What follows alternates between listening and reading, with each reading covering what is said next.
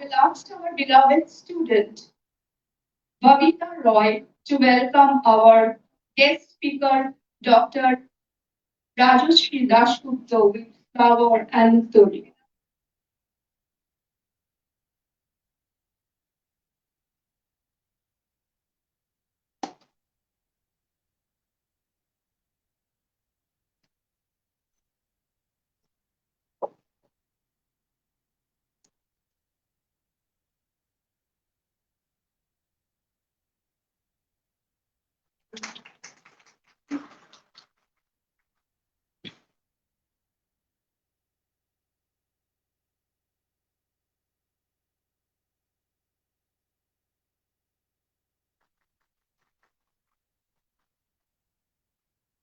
Now I would like to call upon stage our beloved student, Kalpana Mundal, to welcome respected speaker, Dr.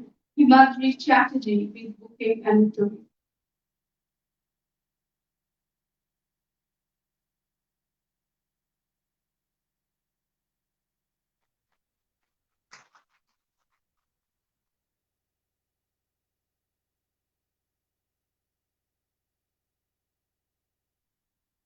Now I will request Neha Dolvi to welcome our respected speaker, Dr. Monisha Singh.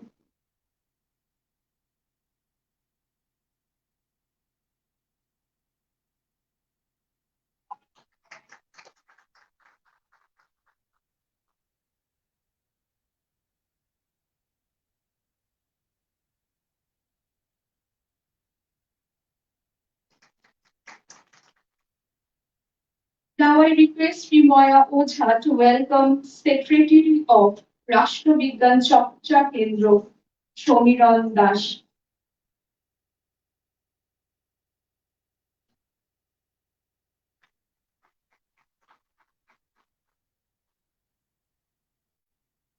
And I will also request them to welcome our IPSC convener, Sir Dr. Tabun.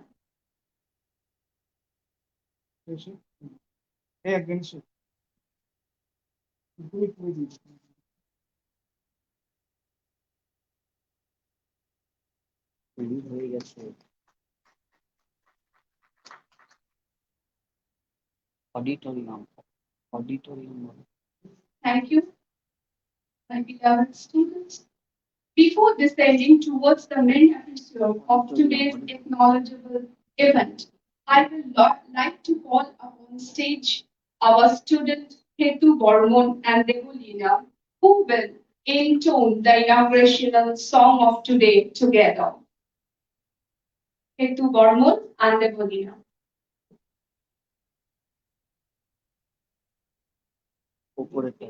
Second floor of the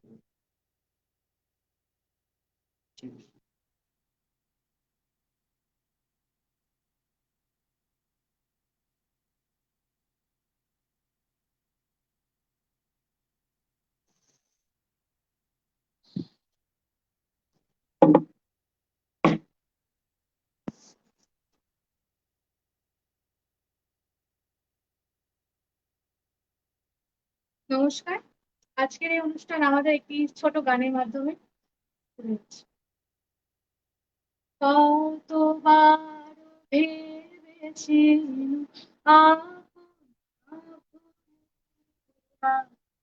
তোমারও চরণে দিব হৃদয় খুলে। কতবার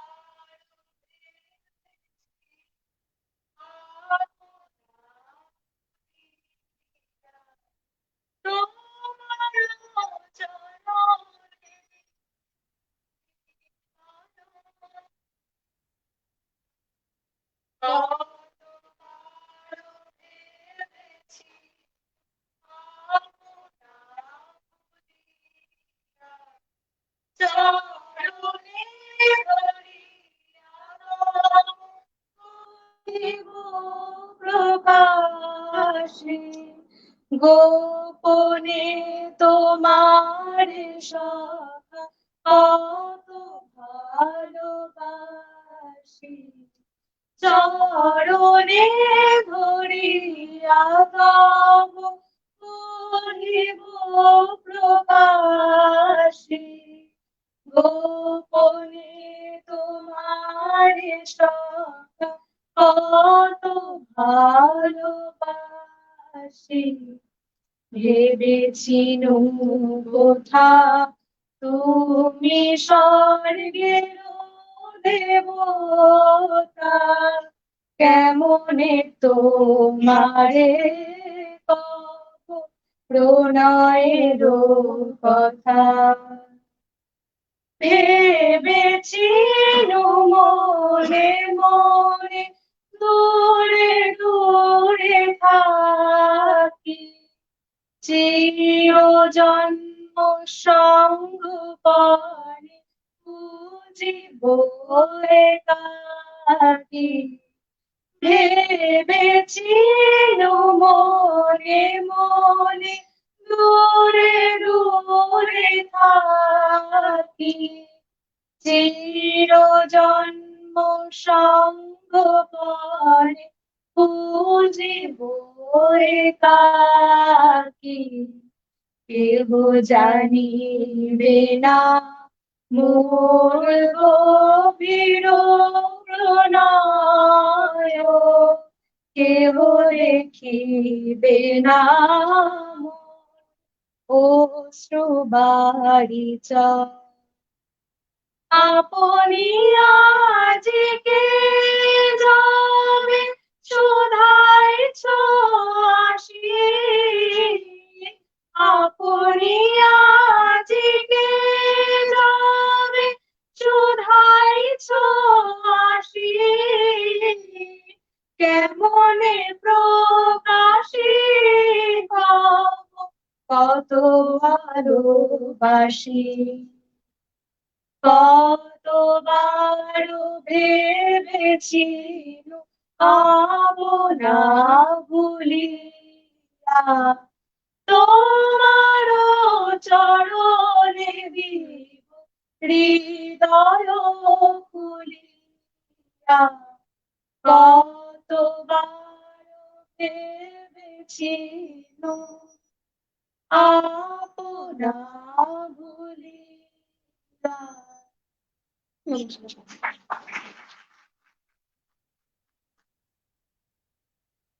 Thank you, girls, for intoning this beautiful song of the person who brought the whole world inside a single nest called Vishwabharati.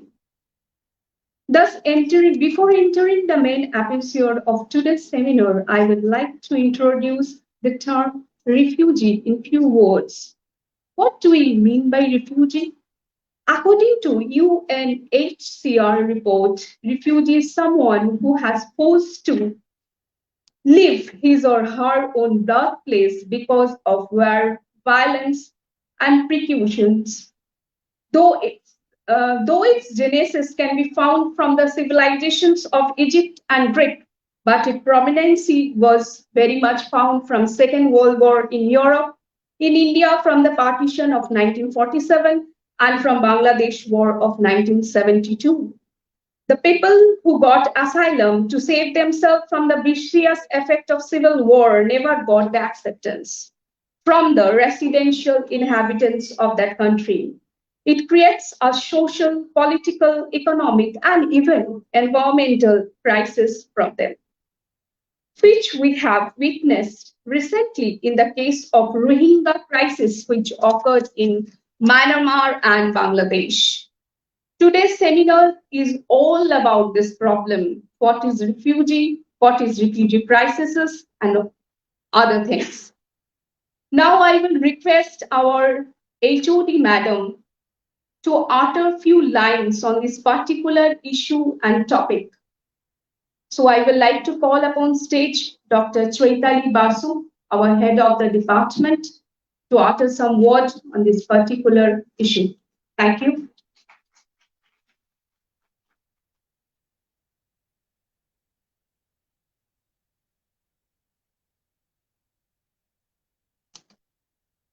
Good morning. I extend a very warm welcome to all who are present here. It gives me great pleasure to announce the opening of a one-day national level seminar on the refugee crisis then and now, jointly organized by the Department of Political Science, Vidyasagar College for Women, and Rastrabiggan Charchakendra, Kolkata. I convey my deep regards to Sri Shomiran Das, President of the Rastrabiggan Charchakendra. Thank you, sir. It was your cooperation which made this seminar possible.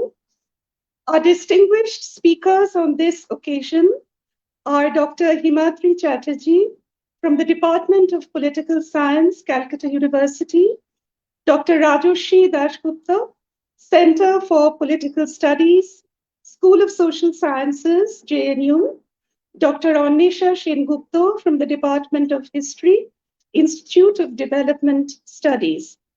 Thank you, sirs. Thank you, madam, for gracing this occasion as our eminent speakers. We are looking forward to a very interesting session. And as teachers of the Political Science Department, we are particularly happy for our students who have been given this rare privilege of listening to such eminent speakers. Thank you. And now we may begin the seminar.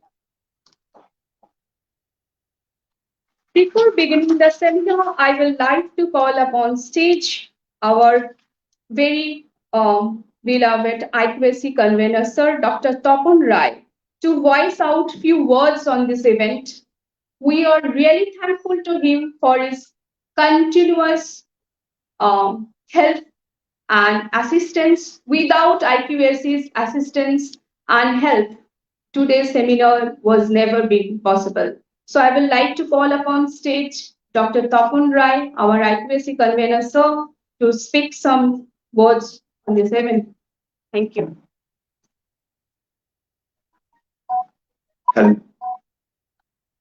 আজকে যে one day national সেমিনারের আয়োজন করা হয়েছে সেটা হচ্ছে রাষ্ট্রবিজ্ঞান চর্চা কেন্দ্র ও আমাদেরই কলেজে ডিপার্টমেন্ট অফ পল সায়েন্স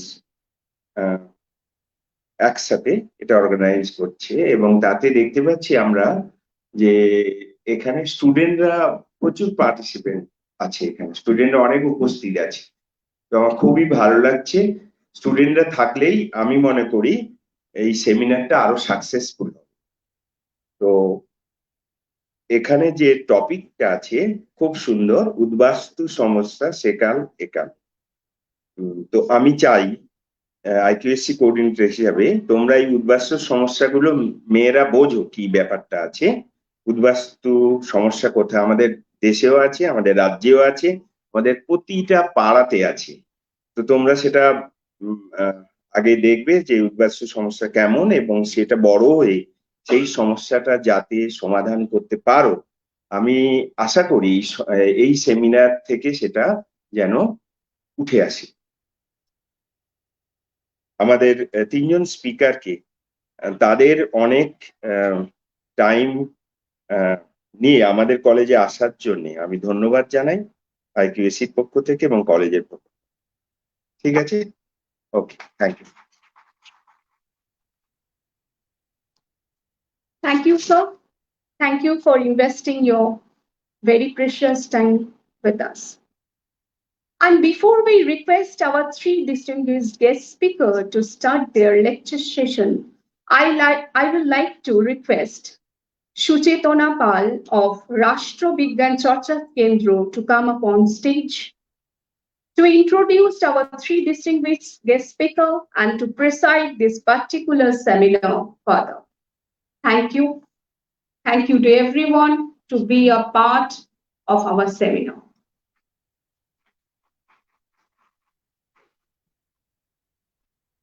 উপস্থিত সকলকে আমার প্রাণের প্রণাম, অন্তরের শ্রদ্ধা এবং ভালোবাসা। রাষ্ট্রবিজ্ঞান চর্চা কেন্দ্র পক্ষ থেকে কলেজে কোলাবোরেশনের মাধ্যমে এটি আমাদের প্রথম অফলাইন অনুষ্ঠান এবং আমি স্যারকে বিশেষত থ্যাংক ইউ জানাবো এর জন্য, প্রফেসর রাজস্বী দাশগুপ্তকে। উনি 13 তারিখ কলকাতায় এসেছিলেন এবং উনি অনুরোধ করেন যে অনলাইন না করে যদি অফলাইন কোনোভাবে এটা আয়োজন করা যায়। তো তার জন্য এবং কলেজকে ধন্যবাদ, কলেজ সেই সুযোগ আমাদের করে দিয়েছে। আমি প্রফেসরদের ইন্ট্রোডাকশনের মাধ্যমে শুরু করছি। আজকে আমাদের সাথে উপস্থিত হয়েছেন জওহরলাল বিশ্ববিদ্যালয়ের অধ্যাপক ডক্টর রাজর্ষি দাশগুপ্ত মহাশয়। অধ্যাপক দাশগুপ্ত অক্সফোর্ড ইউনিভার্সিটি থেকে নিজের ডিফিল করেছেন। ওনার অধ্যাপনার কয়েকটি গুরুত্বপূর্ণ বিষয় হলো মার্কসিজম, বায়োপলিটিক্স, পলিটিক্যাল থিওরি এবং populism. Urbanisation and refugee theory in south Asia এই বিষয়ের ওপর ওনার গবেষণামূলক কাজ রয়েছে। উনি প্রচুর এথনোগ্রাফিক কাজ করেছেন। ওনার সাম্প্রতিকতম কাজগুলির মধ্যে অন্যতম হলো peri urbanization in India, focusing on West Bengal and National Capital Region. স্বনামধন্য দেশি এবং বিদেশি জার্নালগুলিতে ওনার অসংখ্য লেখা প্রকাশিত হয়েছে। ওনার রিসেন্ট পাবলিকেশনগুলির মধ্যে অন্যতম হলো on the edge of Dhaka, the agrarian urbanization of South Asia. আমরা অত্যন্ত কৃতজ্ঞ আপ্লুত যে আজকে উনি আমাদের সঙ্গে উপস্থিত। আমরা ওনাকে স্বাগত জানাচ্ছি। আমাদের আজকে সেমিনারটা এইরকম যাবে যে টপিকটা যেটা আছে উদ্বাস্তু সমস্যা সেকাল একাল। স্যারকে আমরা অনুরোধ করছি আসার জন্য। স্যার এটি শুরু করবেন। স্যারকে অনুরোধ করব এই 5-6 মিনিটের মধ্যে স্যার যদি একটু বলে দেন, জিনিসটা একটু স্টার্ট করে দেন। তারপরে 25 মিনিট করে 3টে সেশন হবে। প্রথমে প্রফেসর হিমাদ্রি চ্যাটার্জি বলবেন, তারপরে প্রফেসর অন্বেষা সেনগুপ্ত ম্যাডাম বলবেন, তারপরে স্যার আবার বলবেন। স্যার সেটাকে সামারাইজ করে র্যাপ আপ করে দেবেন। স্যার আপনি আসুন।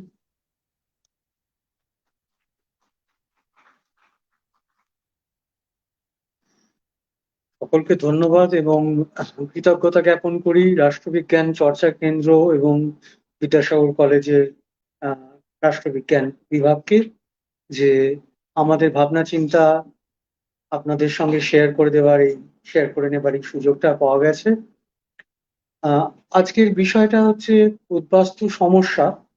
যদিও দেখবেন যে আমরা যখন আলোচনা করব তখন এটা আসলে আদৌ কতটা সমস্যা এবং অন্যভাবে ভাবা যায় কিনা সেই নিয়ে আমরা একটু আলাপ করতে চাইব। সেকাল ও একাল, অর্থাৎ আমরা একভাবে চেষ্টা করছি যে উদ্বাস্তু প্রশ্নের আমাদের দেশে যখন থেকে একরকম ভাবে বলা যায় শুরু, দেশ ভাগের সময় থেকে 1947 সেই সময়টা থেকে শুরু করে ছুঁয়ে গিয়ে আমরা বর্তমান আজকের যে পরিস্থিতি, সেই পরিস্থিতিতে উদ্বাস্তু প্রশ্ন কোথায় দাঁড়িয়ে আছে সেটা নিয়ে আলোচনা করব। শুরু করবেন, আমরা এইভাবে ব্যাপারটা সাজিয়েছি নিজেদের মধ্যে যে শুরু করবেন অন্বেষা দেশভাগের সময়কার উদ্বাস্তু প্রশ্ন নিয়ে আলোচনা করবেন এবং বিশেষ করে তার সঙ্গে সম্পৃক্ত যে সমস্ত আইনাবলী আছে, বিশেষ করে প্রপার্টি অ্যাক্ট যেভাবে তার সঙ্গে জড়িয়েছে ইত্যাদি, এগুলো নিয়ে উনি আমাদের সামনে রাখবেন। তারপরে বলবেন হিমাদ্রি আলোচনা করবেন আজকে উদ্বাস্তু প্রশ্নটি কোথায় গিয়ে দাঁড়িয়েছে এবং তার বিভিন্ন দিক, বিশেষ করে এর মধ্যে কাস্টের প্রশ্নটা খুব গুরুত্বপূর্ণ হয়ে উঠছে, সেটা কিভাবে আমরা ভাববো সেটা নিয়ে বলবেন। এবং শেষে আমি ফিরে আসব আলোচনা করতে যে উদ্বাস্তু বলতে যে পরিচিতি বা উদ্বাস্তু বলতে আমরা যদি এক ধরনের সত্তা ভাবি, এক ধরনের আত্মপরিচয় ভাবি, তাহলে সেটা স্বাধীনতার পরবর্তীকালে কিরকম তার চেহারা ছিল এবং আজকে তার চেহারাটা এসে কিরকম দাঁড়িয়েছে। এই হচ্ছে আমাদের মোটামুটি পরিকল্পনা। আমি আর সময় না নিয়ে আমি আপনাকে আবার ডেকে নিচ্ছি। হ্যাঁ, ধন্যবাদ। ইনস্টিটিউট ফর ডেভেলপমেন্টাল স্টাডিজ কলকাতার অধ্যাপিকা অন্বেষা সেনগুপ্ত মহাশয়াকে আজকে আমাদের মধ্যে পেয়ে আমরা খুবই আনন্দিত। উনি centre for historical studies Jawaharlal Nehru বিশ্ববিদ্যালয় থেকে ওনার পিএইচডি সম্পন্ন করেছেন। ওনার গবেষণার বিষয় ছিল breaking up Bengal, land, people and things 1947 to 52। বিভিন্ন স্বনামধন্য জার্নালে এবং এডিটেড ভলিউমে ওনার লেখা প্রকাশিত হয়েছে। ওনার কিছু উল্লেখযোগ্য লেখা হলো mapping the many displacements of Bengali Hindu refugees from East Pakistan 1947 to 1960s. এছাড়া partition and Dalit politics in Bengal, the figure of Jogendranath. We welcome you, ma'am.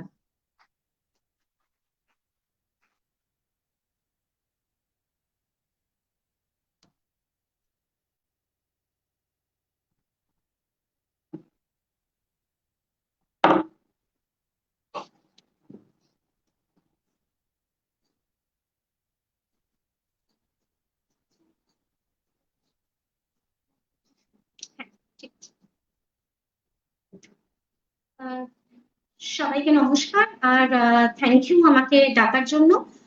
আমি রাজস্বিতা বলেছেন অলরেডি, আমি 50-এর, আমি মূলত দেশভাগের পরবর্তী দশক নিয়ে বলবো। আমি একটু লিখে এনেছি, আমি সেটা আস্তে আস্তে পড়বো। আর যদি, যেহেতু স্টুডেন্টরা আছো অনেকে, তোমাদের যদি মনে হয় কোথাও হাত তুলে প্রশ্ন করা বা বেশি তাড়াতাড়ি করছি বা যে কোনো কমপ্লেন, তোমরা হাত তুলে বলতে পারো বা পরেও বলতে পারো। আমি শুরু করছি। একটা গল্প দিয়ে শুরু করি। গল্পের মুখ্য চরিত্র জিনাত আহমেদ। 1941 সালে কলকাতা শহরের এক বর্ধিষ্ণু পরিবারে তার জন্ম। বাবার ছিল কাগজের ব্যবসা, মা ব্যস্ত থাকতেন সমাজ সেবায়। 43 নম্বর মির্জাপুর স্ট্রিট, আজকে সূর্য সেন স্ট্রিট, এখান থেকে খুব দূরে নয় তার জন্মস্থান। 5 পুরুষ ধরে তাদের এখানেই বসবাস। তবে কলকাতা জুড়ে ছড়িয়ে ছিটিয়ে তাদের সম্পত্তি ছিল বেশ কিছু। দেশভাগের পরেও তারা থেকে গেছিলেন মির্জাপুর স্ট্রিটের বাড়িতে। জিনাত পড়তেন সাখাওয়াত মেমোরিয়াল স্কুলে, জানলায় পর্দা দেওয়া স্কুলের গাড়ি করে নিত্য যাতায়াত করতেন। সেই স্কুলের হেডমিস্ট্রেসও সম্পর্কে তার তুতো বোন। সব মিলিয়ে গুছানো জীবন ছিল তাদের। 1947 সালে যখন দেশভাগ হলো, স্বাধীনতা এলো, পাকিস্তান তৈরি হলো, তখন খুব বড় কোনো পরিবর্তন হয়নি তাদের জীবনে। অবশ্য জিনাত তখন নেহাতি ছেলে মানুষ, মনে থাকার কথাও নয় তেমন। তবে এটুকু ঠিক, দেশভাগের পর তারা পশ্চিমবাংলা থেকে এবং বাংলাতে সংখ্যালঘু হলেন ঠিকই, কিন্তু ঠিকানা বদল হয়নি তাদের। 3 বছর পর 1950-এর দাঙ্গার সময় সেটা হলো।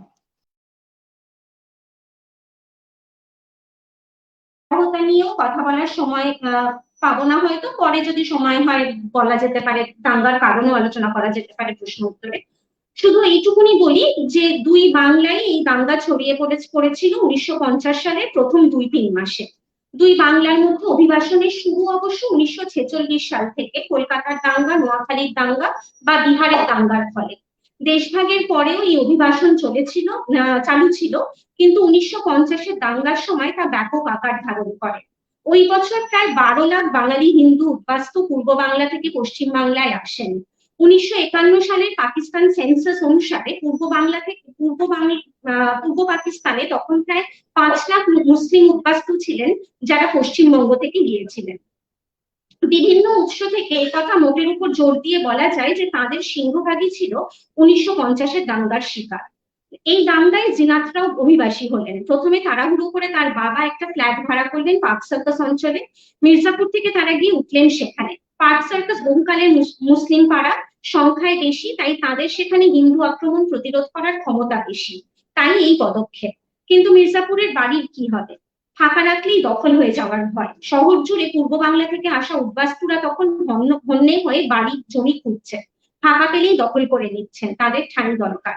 নিজেরা মুসলমানদের ভয় পালিয়ে এসেছেন এখানে, তাই বিশেষ করে মুসলমান সম্পত্তির ওপরেই তাদের নজর। কংগ্রেস, মহাসভা, এমনকি কমিউনিস্ট পার্টির ছেলেরাও নানাভাবে সহযোগিতা করছে তাদের এই দখল অভিযানে। প্রাণের ঝুঁকি নিয়ে তাই জিনাতের দাদা আসতেন মাঝে মাঝে প্রায়ই আসতেন মির্জাপুরের বাড়িতে। কাপড় জামা কেচে মেলে রাখতেন বারান্দায়, যাতে পাড়ায় উদ্বাস্তু এলে তারা বাড়ি ফাঁকা না ভাবে। মির্জাপুর বাড়ি অবশ্য শেষ পর্যন্ত রাখতে পারেননি জিনাতেরা। পার্ক সার্কাসের বাসও ছিল স্বল্পস্থায়ী। ঢাকায় চলে যান সপরিবার তারা সেই সালে। একজনকে তার বাবা বাড়ি বিক্রির দায়িত্ব দিয়ে যান, জলের দর পান। জিনাতের ধারণা সে বেশি দামই পেয়েছিল অত বড় বাড়ি বিক্রি করে, বাবাকে সে দিয়েছিল সামান্য। বাবারও খুঁটির জোর ছিল না আর, ঢাকায় উদ্বাস্তু হিসেবে পায়ের তলায় জমি খুঁজছিলেন তিনি। দেশভাগ ঘিরে উদ্বাস্তু ইতিহাস নানাভাবে লেখা হয়েছে। আমার মতে এই ইতিহাসের একটা বড় অধ্যায় হলো জমির হাত বদলের ইতিহাস। যা নিয়ে বাংলার প্রেক্ষিতে লেখাপত্র একটু কম হয়েছে বলে আমার ধারণা। এমন হতে পারে যে আমার পড়া নেই, আমি যতটুকুনি জানি একটু কম হয়েছে। আমি খানিকটা সেই আলোচনা করব, কিছু একটা দুটো গল্প বলবো, যেমন জিনাতের গল্পটা বললাম, কিছু আইনের প্রসঙ্গ আনবো। কোনো বড় ছবি হয়তো উঠে আসবে না আমার আলোচনা থেকে, তাই এখানে সবাই রাষ্ট্রবিজ্ঞানের ছাত্র গবেষক আছেন, তাদের একটু আপত্তি হতে পারে, তবে বাকি দুজন যারা আছেন রাজস্বিতা হিমাদ্রি এই খামতি নিশ্চয়ই পূরণ করে দেবেন।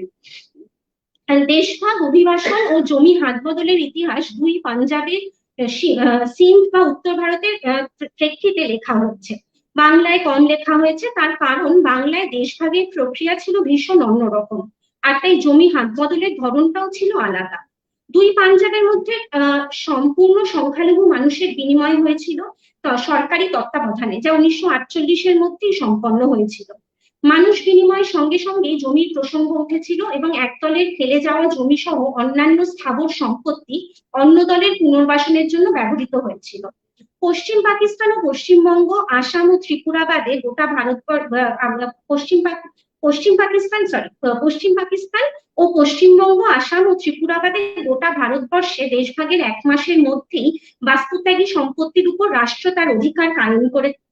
প্রথমে ইভ্যাকুই প্রপার্টি অর্ডিন্যান্স ও পরে ইভ্যাকুই প্রপার্টি অ্যাক্টের মাধ্যমে। এই অর্ডিন্যান্স এবং আইনের মূল কথা ছিল দেশভাগের ফলে বাস্তুত্যাগীদের যে ফেলে যাওয়া জমি রাষ্ট্র সীমান্ত পেরিয়ে আসা উদ্বাস্তুদের পুনর্বাসনের জন্য ব্যবহার করবে। এই আইনের আওতায় দুই বাংলাকে রাখেননি রাষ্ট্রনেতারা, কারণ 1946 থেকে 1949-এর ডিসেম্বর অব্দি বড় আকারে দাঙ্গা হয়নি দুই বাংলায়। কিছু অভিবাসন হয়েছিল ঠিকই, কিন্তু অনেক বেশি মানুষ জিনাতের পরিবারের মতন থেকে গেছিলেন ভিটে আঁকড়ে। আর দুই বাংলার নেতারাও অন্তত মুখে বলতেন তারা চান যে যেখানে আছেন সেখানেই থাকুন, যারা চলে গেছেন তাদের ফিরে আসতেও উৎসাহ দিতেন তারা। বড় আকারে কোনো পুনর্বাসনের পরিকল্পনা পশ্চিমবঙ্গ সরকার এই সময় নেয়নি, কারণ নেহেরুর মতে তেমন কোনো পদক্ষেপ নিলে তা দুই বাংলার মধ্যে অভিবাসনকে উৎসাহ দেওয়া হতো, প্রত্যাবর্তনকে না।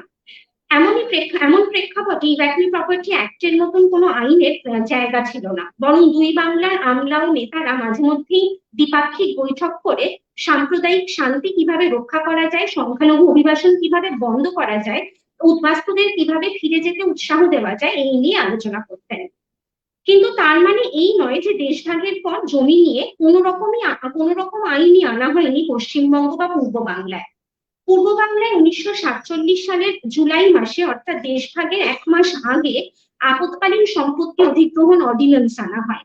এই অর্ডিন্যান্স প্রথমে শুধু ঢাকা শহরের জন্য প্রযোজ্য ছিল, পরে এটা অর্ডিন্যান্সের বদলে এটাকে আইন করা হয় এবং এর ব্যাপ্তি বাড়ে, গোটা পূর্ব পাকিস্তানই এর আওতায় পড়ে। এই অর্ডিন্যান্স বা আইনের পিছনে যুক্তিটা ছিল এইরকম: ঢাকা রাজধানী হওয়ার জন্য প্রস্তুত নয়, রাজধানী হওয়া মানে আমলা, কেরানি, নেতা, মন্ত্রী সবার বাসস্থানের ব্যবস্থা করা, আইনসভা, অফিস কাছারি, এত বাড়ি রাতারাতি পাওয়া যাবে কোথায়।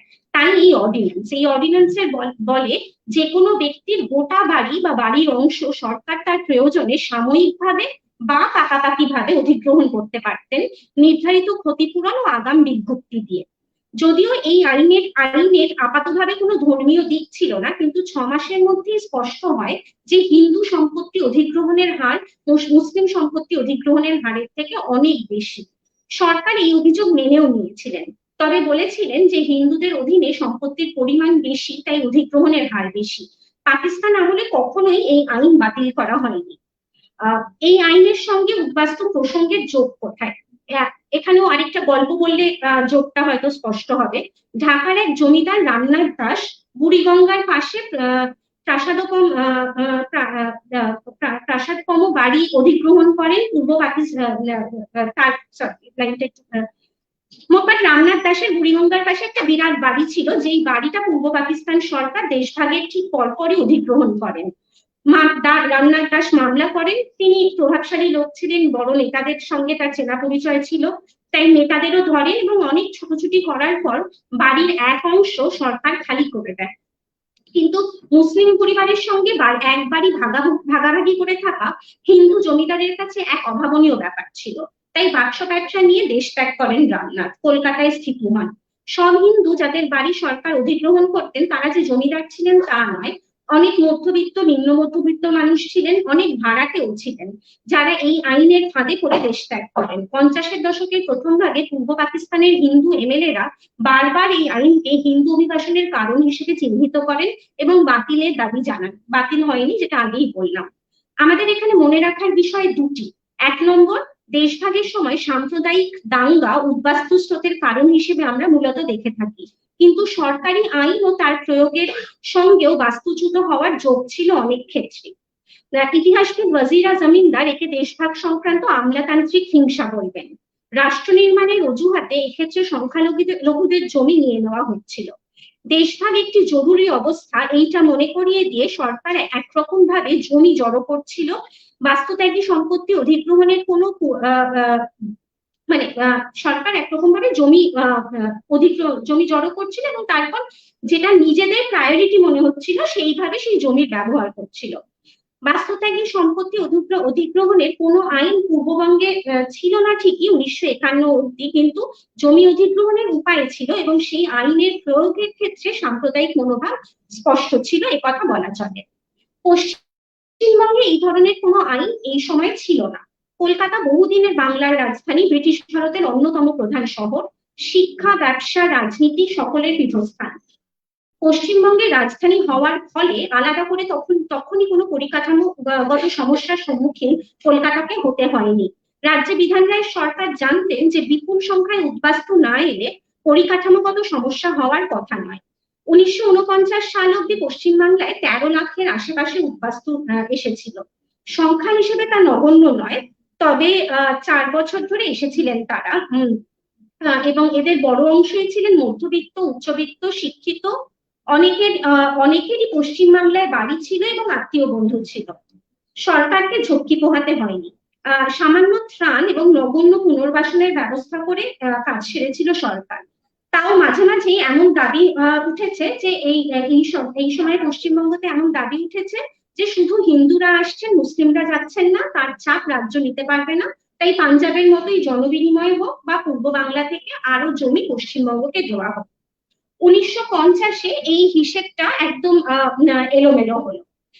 4 বছরে যে পরিমাণ উদ্বাস্তু পশ্চিমবাংলায় এসেছিলেন, প্রায় সমপরিমাণ উদ্বাস্তু সেই বছরে এলেন এবং তারা অনেকেই দাঙ্গায় আক্রান্ত হয়ে এক কাপড়ে চলে আসা মানুষ। রানাঘাট, বনগাঁ, শিয়ালদা স্টেশনে তাদের ঠাঁই হলো। সেখান থেকে লাখখানেক উদ্বাস্তুকে সরকার পাঠালেন উড়িষ্যা, বিহারে, আবার তেমনই অনেককে পাঠালেন পশ্চিমবঙ্গের নানা প্রান্তে উদ্বাস্তু শিবিরে। হীরাকুদ বাঁধ বানানোতে শ্রমিক কম পড়ছে, আন্দামান বা মধ্য ভারতে চাষবাস বাড়ানো দরকার, বিহার উড়িষ্যায় সস্তায় মাটি কোপানোর লোক চাই, গুজরাটে বা উত্তর ভারতে পাট চাষ করা যায় কিনা দেখার জন্য চাষি দরকার। সবের জন্যই ডাক পড়তো বাংলা শিবিরের উদ্বাস্তুদের, বিশেষ করে তাদের যারা পূর্ব বাংলার খেটে খাওয়া মানুষের দলে ছিলেন। গোটা 50-60 দশক জুড়ে উদ্বাস্তুদের একদিকে যেমন উদ্বৃত্ত হিসেবে দেখা হচ্ছে, তেমনি সস্তা মতামতবিহীন শ্রমিক হিসেবেও দেখা হচ্ছে। দেশভাগ শুধু জমি ব্যবহার করার সুযোগ করে দিয়েছিল তা না, রাষ্ট্রকে মানুষ জড়ো করে তার সুবিধা মতো ব্যবহারেরও সুযোগ দিয়েছিল। রাষ্ট্র দেশভাগের সমস্যা নিয়ে অনেক হইচই করেছিল। উদ্বাস্তু সমস্যাকে খুব গুরুত্ব রাষ্ট্র খুবই বলতো, উদ্বাস্তু সমস্যায় দুই রাষ্ট্রই বলতো, বিশেষ করে পশ্চিম ভারত বলতো যে তারা উদ্বাস্তু সমস্যায় জর্জরিত এবং নানা আইন প্রবর্তন করেছিল যা স্বাধীনতা আন্দোলনের সময় নেতাদের দেওয়া নানা কথার পরিপন্থী। দেশভাগ কিন্তু রাষ্ট্রকে সম্পদ সংগ্রহ ও বন্টনেরও সুযোগ করে দিয়েছিল এবং অবশ্যই সেই সংগ্রহ ও বন্টনের সঙ্গে বন্টনের অঙ্গাঙ্গিক অংশ ছিল আমলাতান্ত্রিক, রাজনৈতিক, সাম্প্রদায়িক হিংসা। বলা বাহুল্য এই হিংসার ধরনগুলোর মধ্যে স্পষ্ট সীমারেখা ছিল না সবসময়।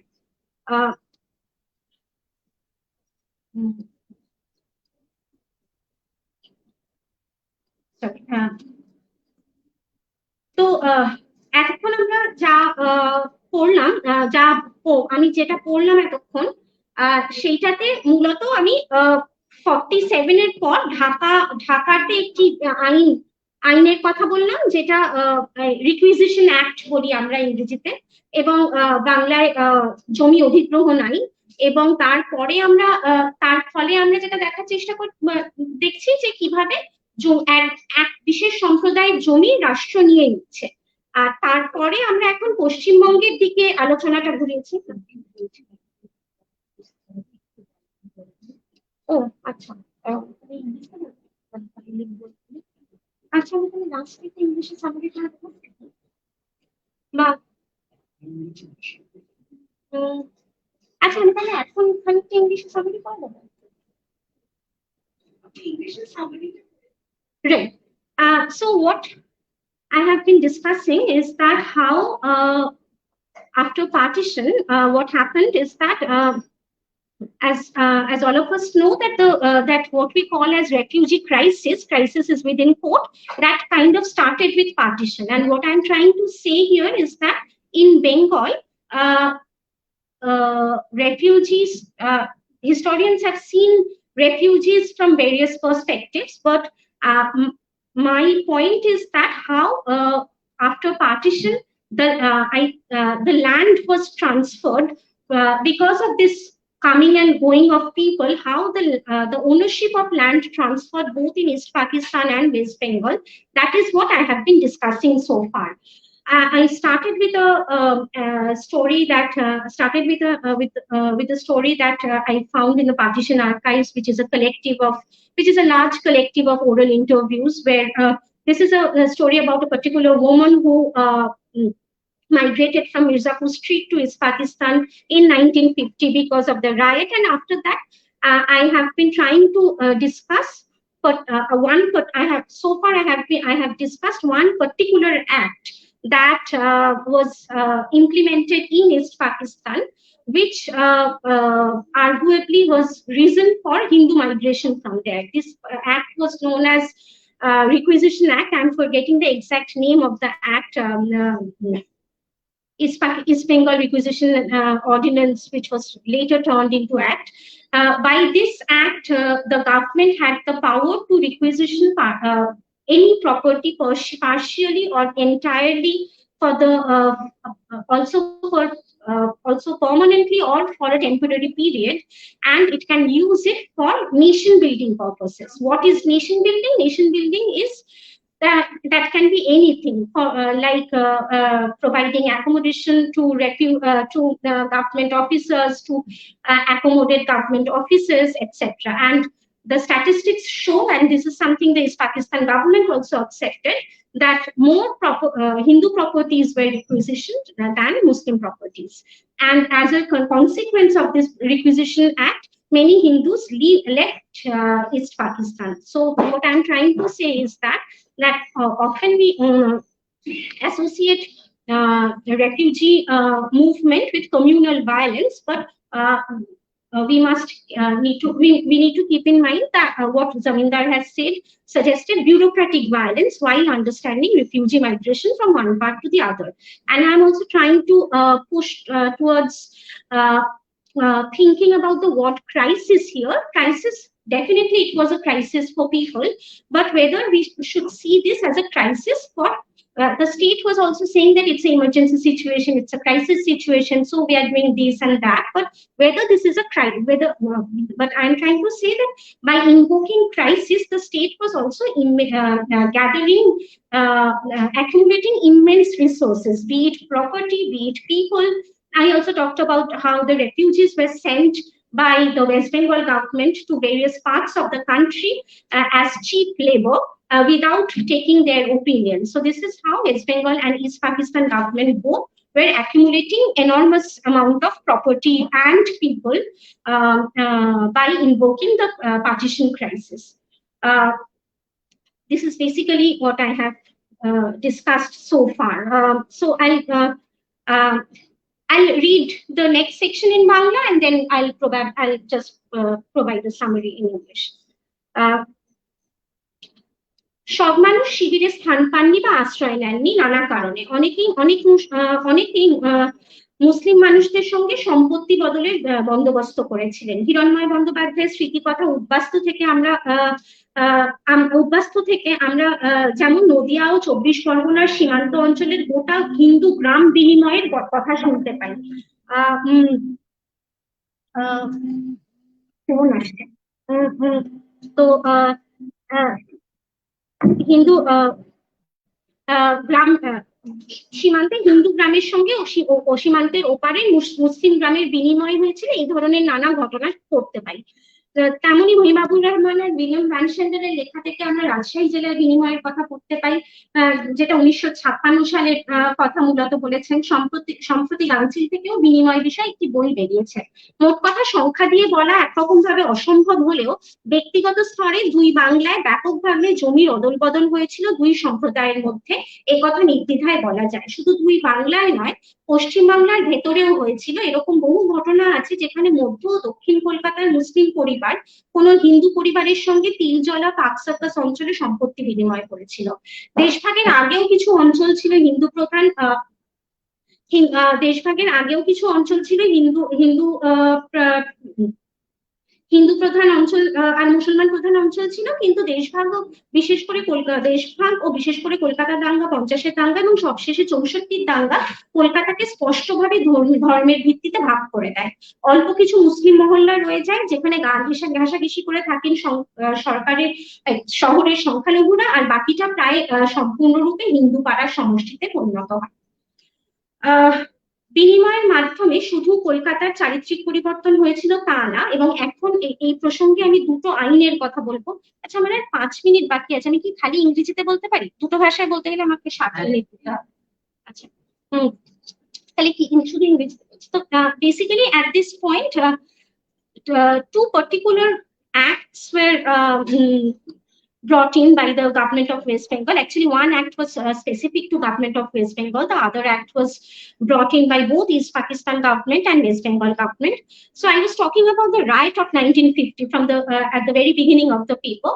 And what happened after the riot of 1950, Nehru and Liaquat Ali Khan, the prime ministers of India and Pakistan, they met in Delhi and they signed a treaty which is known as Nehru-Liaquat Pact or Delhi Agreement, which for the first time acknowledged that the the minorities of West Bengal and East Pakistan and also Assam and Tripura, I'm just focusing on Bengal here, they have the right to migrate.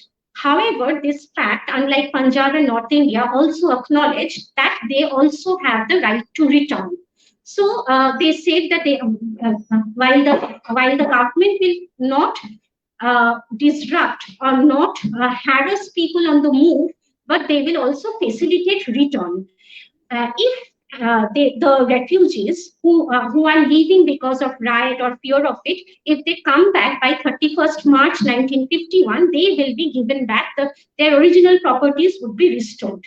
So see, unlike North India and West Pakistan, the property is left, the evacuee property, the properties left behind by the refugees were not meant to be used for rehabilitation of the people who are coming in. So people who are leaving, their properties were not meant to rehabilitate the people who are coming in. However, to facilitate this, both East Pakistan and West Bengal in 1951 did brought in the Evacuee Property Act, which was already there in the northern India and Pakistan. However, in case of West Bengal, Assam and East Pakistan, it was not exactly the same, because Evacuee Property Act elsewhere did not have the provision of return. However, here they had the provision of return. They had the provision of return. However, we can discuss this in Q&A session. In reality, in the case of implementation, very few restoration actually happened. This is government statistics of 1952 given by Bidhan Chandra Rai, the chief minister himself, where he's saying that in Nodia, 23,735 Muslims applied for restoration of property under this Evacuee Property Act. Only 7,246 cases the land and property were restored, and the other applications were cancelled on various pretexts. So the bureaucracy tried its best not to restore the property. And also there is this other act, 1951 Act, the Eviction and Rehabilitation Act, which is also known as Act 16, বাংলায় আমরা 16 আইন বলি অনেক সময়. This act was particularly specific to West Bengal, what West Bengal government did. What was happening in 1950 is that when refugees were coming in, they were occupying any empty land that they could find in Kolkata and elsewhere. So a lot of squatter colonies were coming up, and also they had also occupied a lot of Muslim properties. What happened is that the government tried to restore the properties to their original owners, and so they brought in an act. In the draft act somehow got out to the media, and UCRC, Himadri will be probably talking about UCRC, I guess. This is a refugee organization which was quite powerful, and they launched a refugee movement in statewide refugee movement, which forced the government to change the tone of the act. Originally, it was that the government will ensure eviction of anyone who's illegally occupying the property and restore the property to the original owner. The changed act said that it will only evict the property when it could provide alternative nearby accommodation to the refugees, and also will provide monetary compensation to the refugees who are evicted. And it was not possible for the government to provide alternative nearby rehabilitation to refugees, because there was no space. That is why people were occupying these empty spaces. So practically, Act 16 was not implemented the way it was originally thought of, and the people who occupied the land. In some cases, there were eviction, of course, but in most cases, they could retain their land. So Muslims who lost their land could not, in most cases, could not get back their lands. And those who were lucky could get some compensation, but that was very less. So basically, this is what I intend to present, that how both Dhaka and Calcutta, East Pakistan and West Bengal witnessed massive transfer of property, and I would say how West Bengal emerged as a Hindu space and East Pakistan emerged as a Muslim space after partition. And I would also request you to rethink the word crisis. Of course, it is a crisis for people, as I said, but I would request you to rethink the crisis, because the word crisis was continuously being used by both the governments. Thank you.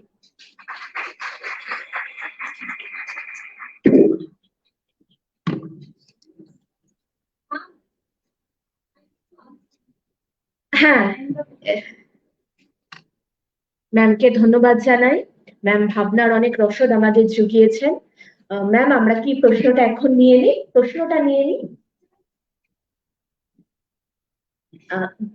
ম্যামের এই লেকচারের পর যার যার প্রশ্ন আছে বা টিকা টিপ্পণীও যদিও কারোর থাকে, সেটাও আমরা অ্যাকসেপ্ট করছি। আপনারা একটু জানান, খুব প্রিসাইজ ওয়েতে জানান, কারণ একটু দেরিতে শুরু করেছিলাম তো। এক এক করে জানান, নিজের নাম বলুন, ডিপার্টমেন্ট বলুন এবং প্রশ্নটা করে ফেলুন।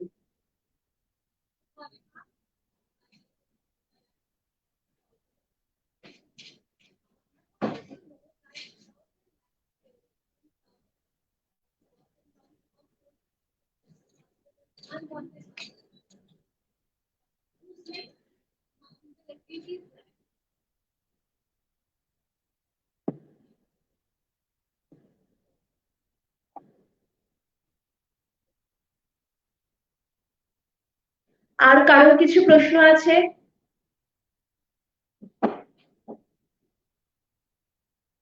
অধ্যাপিকা অন্বেষা সেনগুপ্তর কাছে আজ কারোর যদি কোনো প্রশ্ন থাকে করুন।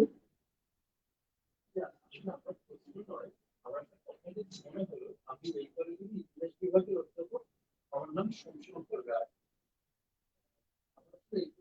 গল্পের কথা মনে হলো যেটা কাজে লাগতে পারে প্রতিভাবশু দুপুল ধারা। প্রতিভাবশু দুপুল ধারা বলে একটি গল্প আছে, যেটা কিভাবে ওদিক থেকে মানে যাদেরকে আমরা বাঙাল বলে থাকি, কিন্তু বাঙালিদের হঠাৎ একদিন কিন্তু চলে আসতে হচ্ছিল এবং তাদের সম্পত্তিগুলো কিভাবে দখল হয়ে যাচ্ছিল, মানে একদিন এক ঘন্টার মধ্যে। এবং এখানে এসে তারা কি করে জমি পুনর্বাসন এইসবের মিথ্যে আশ্বাসের দ্বারা বিভ্রান্ত হচ্ছিলেন, তার একটা অসামান্য চিত্র এই গল্পটিতে আছে।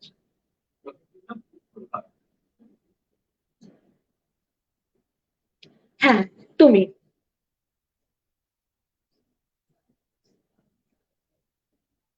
একটু জোরে, সবাই যাতে শুনতে পায়।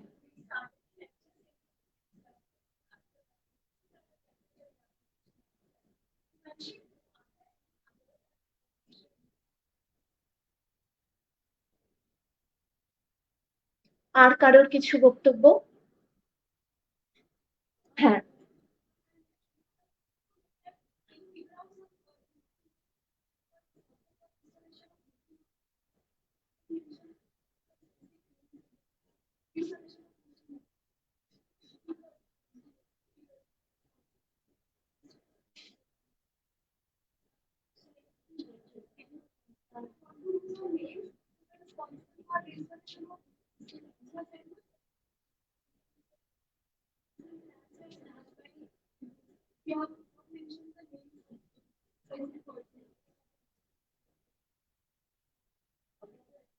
হ্যাঁ ম্যাম, প্লিজ।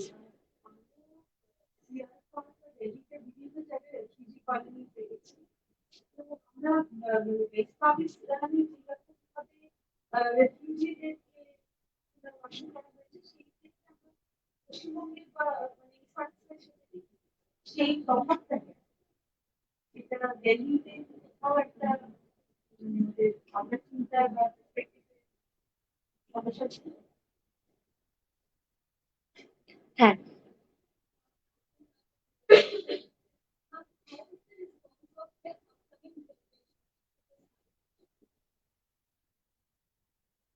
আর কিছু? আর কোনো প্রশ্ন নেই, আমরা পরবর্তী স্পিকারের কাছে চলে যাচ্ছি। কলকাতা বিশ্ববিদ্যালয়ের অধ্যাপক ডক্টর হিমাদ্রি চ্যাটার্জিকে আজকে আমরা আমাদের মধ্যে পেয়েছি। ডক্টর চ্যাটার্জি জওহরলাল বিশ্ববিদ্যালয় থেকে পিএইচডি করেছেন। তাছাড়া উনি একজন রিসার্চার এবং এথনোগ্রাফার। ওনার গবেষণার কয়েকটি গুরুত্বপূর্ণ বিষয় হলো urban development, migration, citizenship, Dalit politics and refugee politics. ওনার পাবলিশড আর্টিকেলগুলির মধ্যে অন্যতম হলো from refugee to immigrant and partition urbanity. স্যারকে আমরা স্বাগত জানাচ্ছি।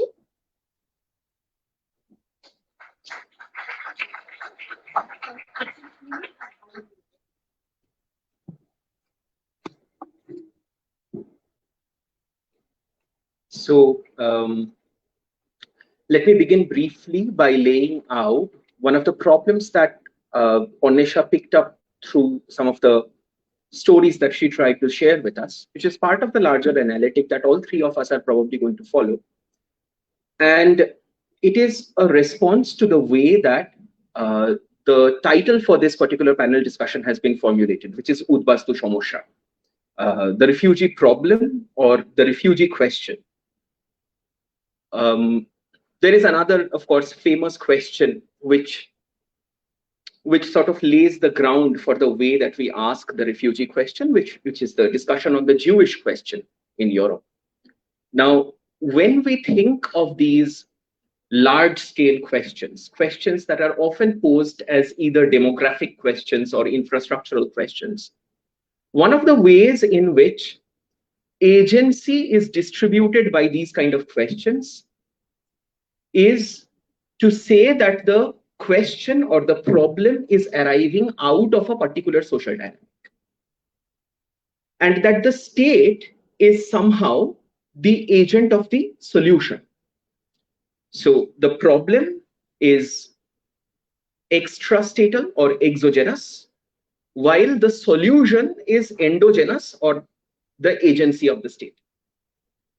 Now, one of the most historically probably the most charged example that we find of this kind of a distribution of a problem and a solution is, of course, the final solution, which is the Nazi-led answer to the Jewish question, right? So in some sense, what Onesha is also trying to probably underline for us is that the moment we formulate any social issue as either a problem or a question, what we are essentially doing is that we are putting in place a certain geometry of authority, where the problem is being created by someone and someone else is then the authority for providing solution. And to an extent, that authority which provides the solution, the social, the society, the collective has to be thankful for that solution, to the point where protesting the solution becomes a separate problem altogether, which will then have to be policed, right? So this is the distribution of authority, which I think is still fairly commonsensically present and something that we repeat very often. Even when we are trying to engage essentially with a critical discourse, trying to understand refugees, trying to understand policing, trying to understand conflict, we very often routinely repeat this precise distinction once again, where we say that the problem is social. Because the problem is social, the solution has to be statal. Now, let me try and pick up this question again from a slightly different point of history, a more contemporary history, as it were. Now, if most of us are given a word clue and asked whether we know anything about that particular word, I'm sure this is a word that we all know very well, very closely. The word motua. The word motua has become very significant, especially within electoral discourse, going back at least to the last decade. And we also know that there is a movement that we very often call Motua Andolan, that we speak of fairly constantly across op-eds, newspapers, etc. If one were to be asked, what is it that the Motua Andolan demands? Then that answer will also be very easy and sure to come by, which is the Motua Andolan demands citizenship, Nagorikotter jonno Andolan.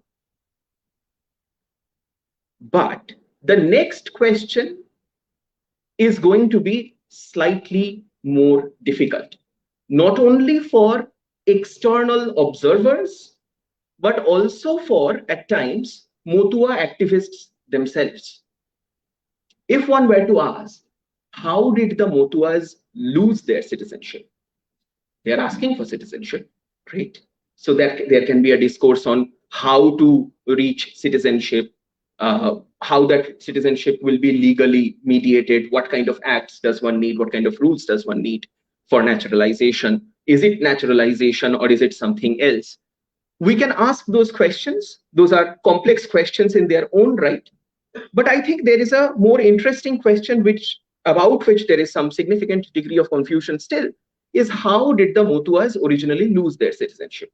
Because many of the Motua activists, Motua families, Namashudra families that we will speak to very often, which I have done in much of my ethnographic study, which has been primarily in Namashudra majority or Motua majority villages in North 24 Parganas and Nodia.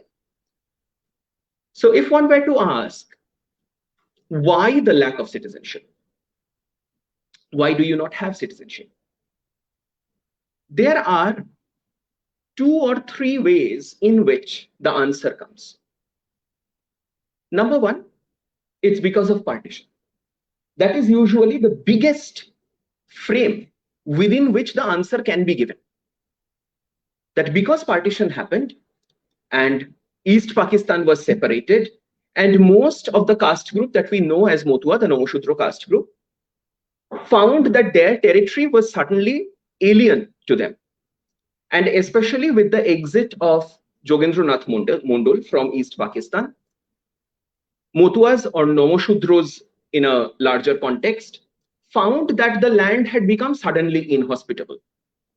The very delicate communal balance which allowed them to make their homes in East Pakistan between 1947 and 1951, that very delicate balance was suddenly severely politically disrupted. And with that disruption, there was a very significant degree of exodus, a large-scale exodus, which completely changed the demographic characteristic of refugee inflows into Western Bengal.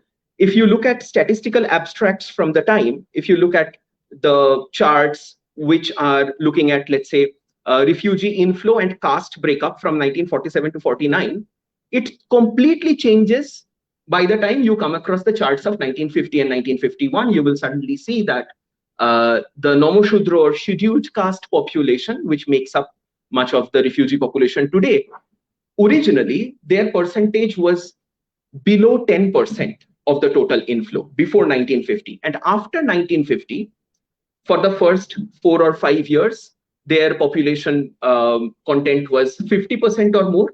And if we look at caste breakdowns of migration after that, which by the way are difficult to find because one does not really have the same kind of statistical abstracts that you had, let's say, between 1947 and 1964, you do not have the same kind of statistical abstracts following 1969, primarily because rehabilitation, as you know, official rehabilitation largely stopped after that. So migrants after this period did not receive much of official rehabilitation. They did, but through other forms, through other legal forms. So you don't really find that those kind of statistical abstracts anymore after 1971. But if one looks at sample villages, then one can very well conclude that 90% or more of the inflow of refugees after that, especially refugees who stay back or come back after repatriation, were Motua Namoshudro, Pondro Kshatriya, or Rajbongshi. So primarily scheduled caste. Now, this demographic transformation is today reflected in the way that the refugee movement takes place today. The refugee movement today takes place primarily within a scheduled caste network of certain specific spiritual communities or localized communities like Pondro Kshatriyas, and most importantly, the Namoshudros, whose activity is mapped primarily through All India Motua Mahasangha.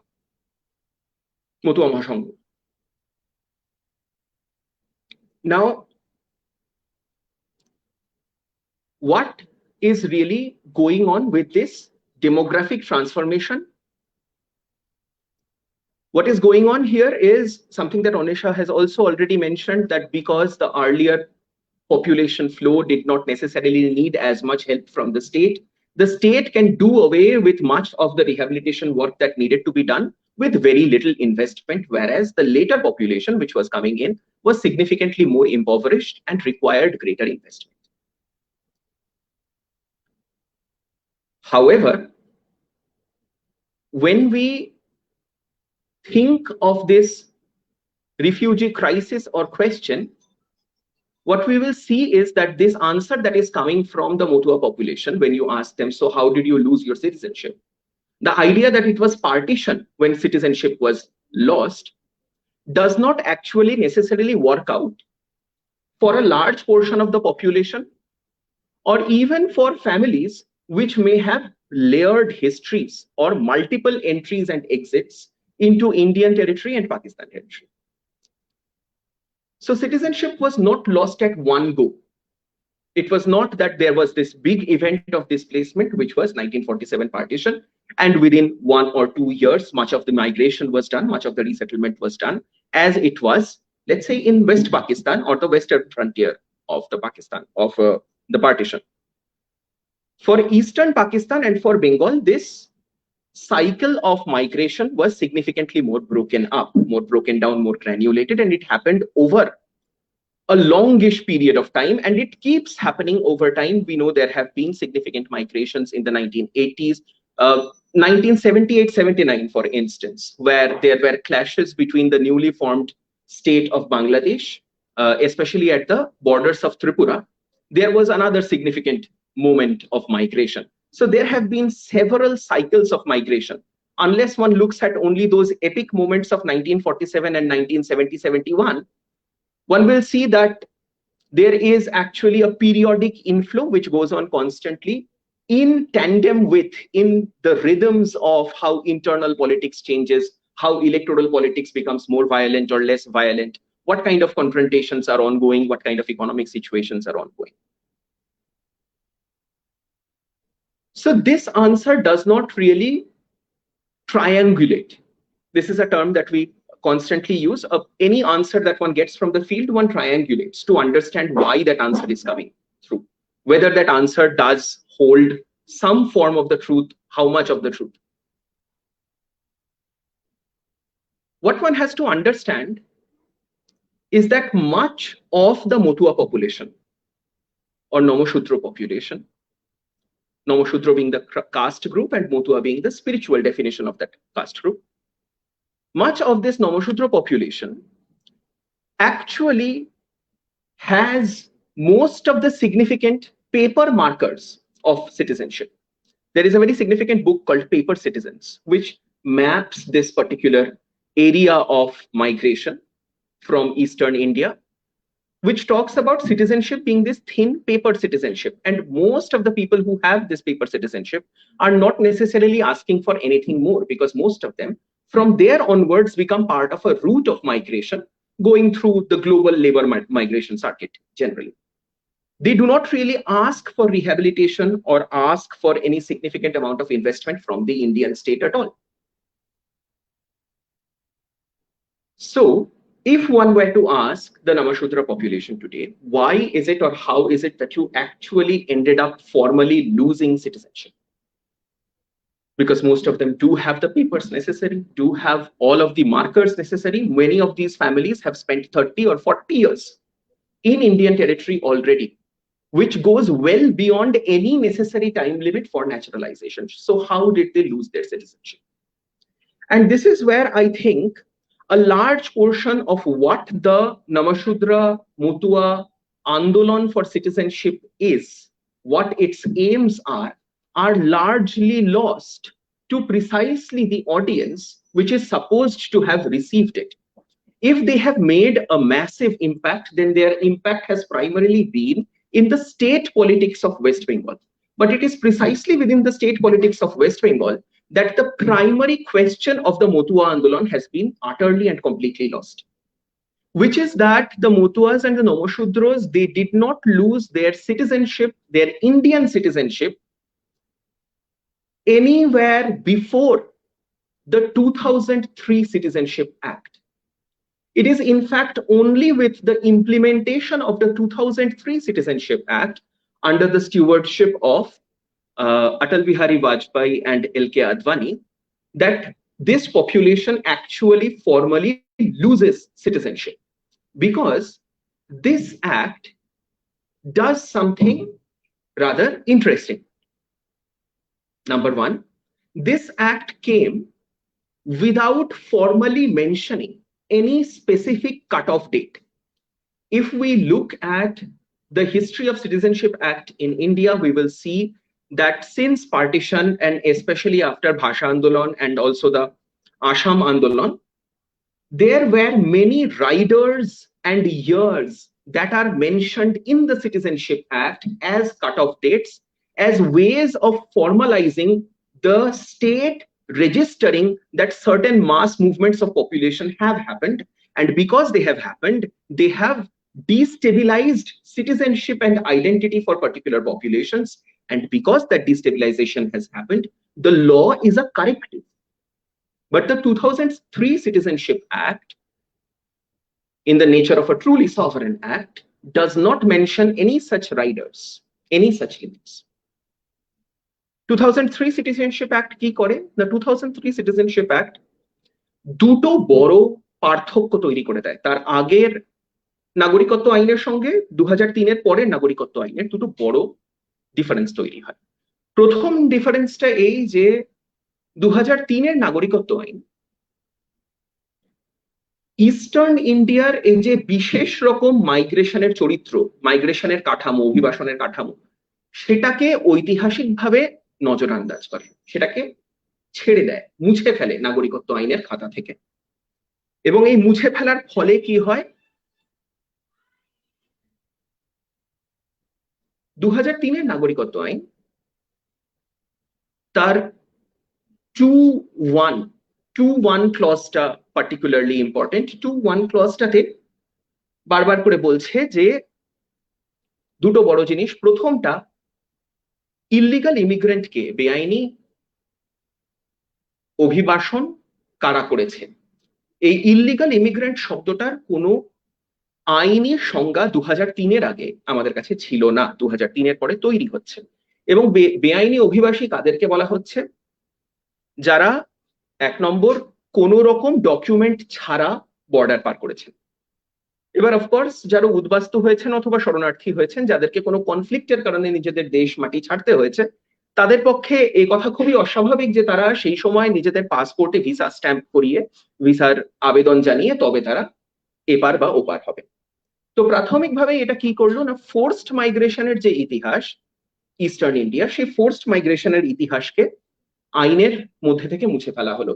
দ্বিতীয়ত বলা হলো যে বাবা অথবা মায়ের মধ্যে থেকে কোনো একজনও যদি বেআইনি অভিবাসী হিসেবে চিহ্নিত হয়, তাহলে তার পরিবারকে বেআইনি অভিবাসী হিসেবে চিহ্নিত করা হবে।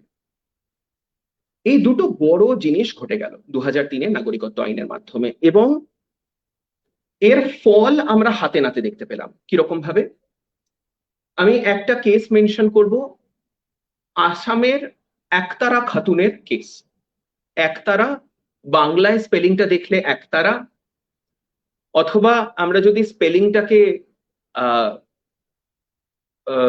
আইনের ভাষায় সাজিয়ে নিই তাহলে আখতারা।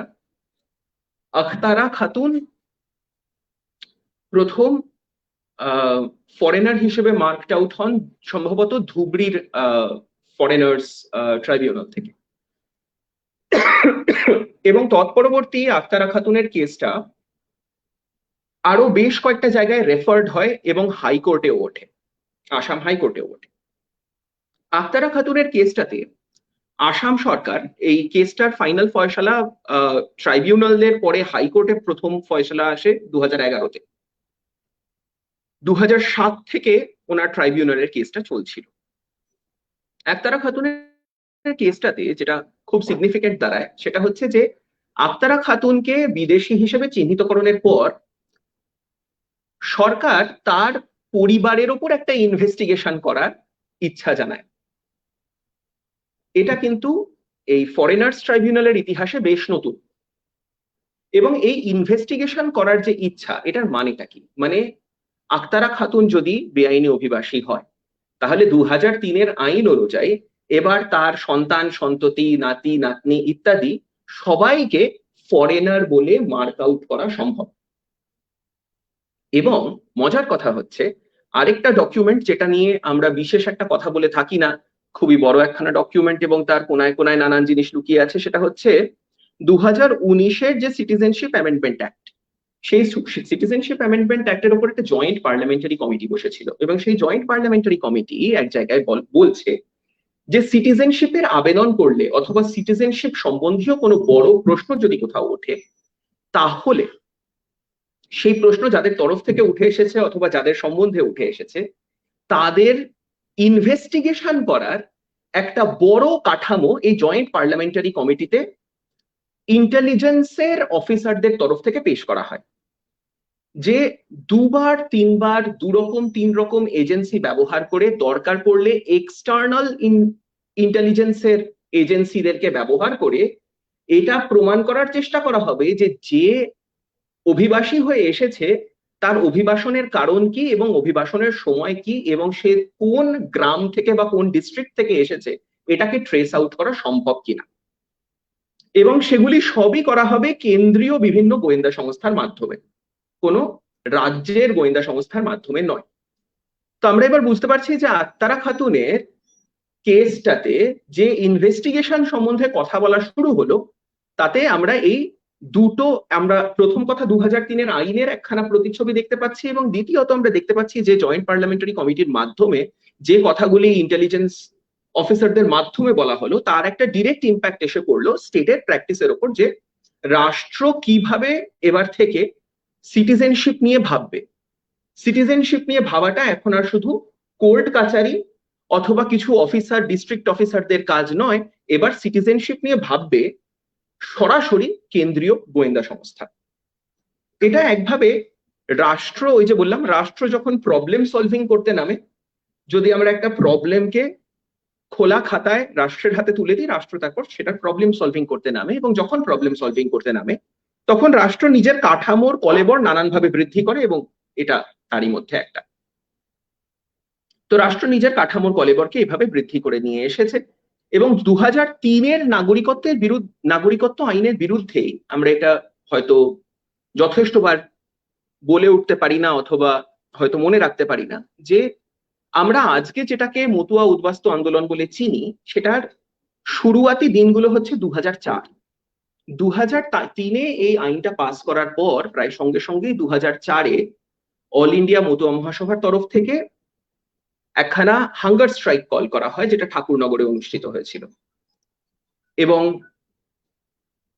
এবছরে তার 19তম বছর সেই হাঙ্গার স্ট্রাইকের।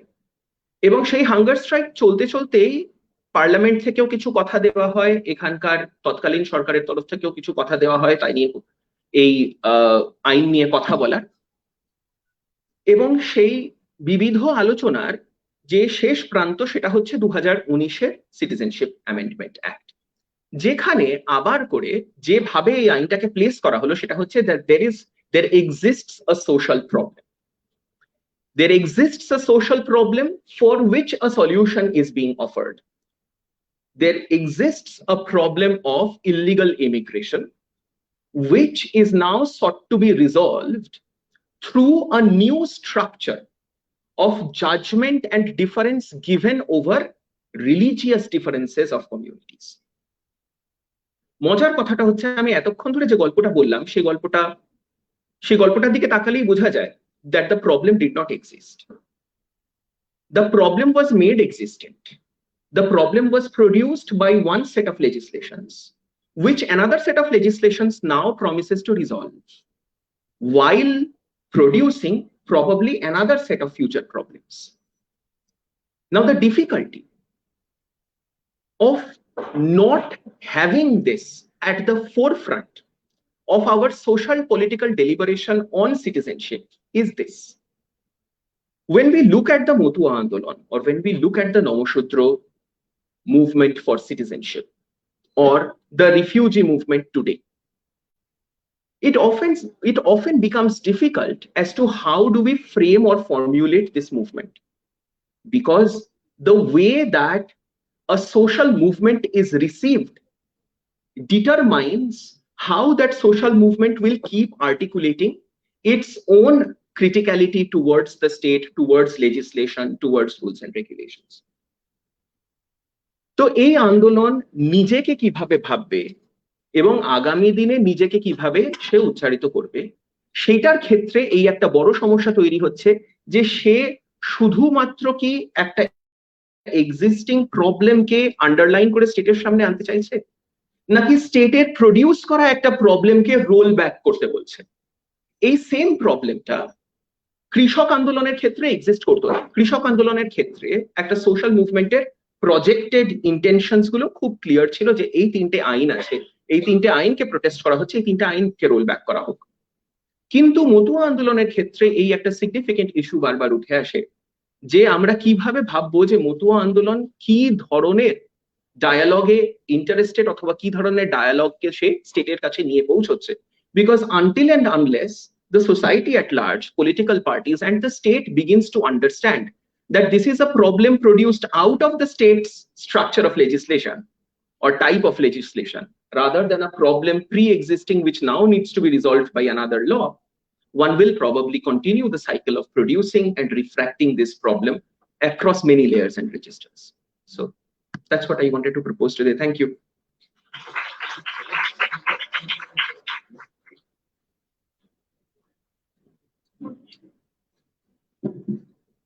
ধন্যবাদ জানাই স্যারকে এত সুন্দর করে একটি কারেন্ট টপিকের উপর বলবার জন্য, উদ্বাস্তু সমস্যাকে এভাবে লিঙ্ক করে 2003 citizenship amendment act and 2019 citizenship amendment অ্যাক্টের যে ডায়ালেকটিক্স গুলো সেগুলো বোঝানোর জন্য, এবং মতুয়াদের এই যে সিএ নিয়ে ডিমান্ড, ওরা এনআরসি চায় না, সিএ চায়, এবং পুরোটা মতুয়া মহাসভা কিভাবে হ্যান্ডেল করছে পুরোটাই উনি একটা ওভারভিউ দিলেন আপনাদের সকলকে। তো আমি আশা রাখছি অনেক প্রশ্ন সকলেরই আছে, স্যার প্রশ্নগুলো নিয়ে নিই। প্রশ্নগুলো নিয়ে নেব এখন, স্যার হয়তো পরে উত্তর দেবেন।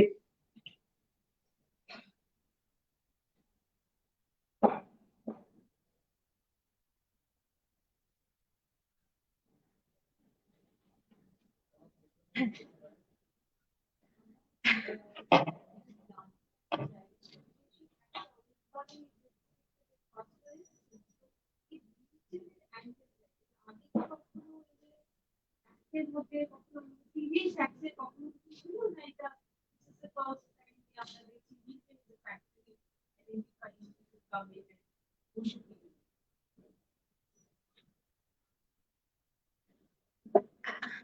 হ্যাঁ ম্যাম। আমার একটা প্রশ্ন আছে। রিফিউজি যে আসছে অন্য দেশ থেকে আক্রমণ করছে, কিন্তু সিটিজেনশিপ অ্যাক্টের পরে অনেকে নাগরিকত্ব পেয়ে যাচ্ছে, কিন্তু যেই প্রবলেমগুলো সোশ্যাল ইকোনমিক প্রবলেমগুলো ক্রিয়েটেড হচ্ছে, সেটা কিন্তু সিটিজেনশিপ পাওয়ার পর যায় না। যে আমাদের ভেতরে একটা প্রবণতা থাকে যে আমি ভূমিপুত্র খালি সেই বিষয়ে এই যে গভর্নমেন্টাল যেসব প্ল্যানস প্রোগ্রামস গুলো আছে সেগুলো ভার্সেস হিউম্যান বিহেভিয়ার যদি আমরা বলি, তাহলে সেটা কিভাবে ক্লাশ করছে, যদি ক্লাশ করে তার রেমিডি। হ্যাঁ, ও আগে তুলেছে। হ্যাঁ, আপনি আগে নাম বলুন, ডিপার্টমেন্ট বলুন, তারপর।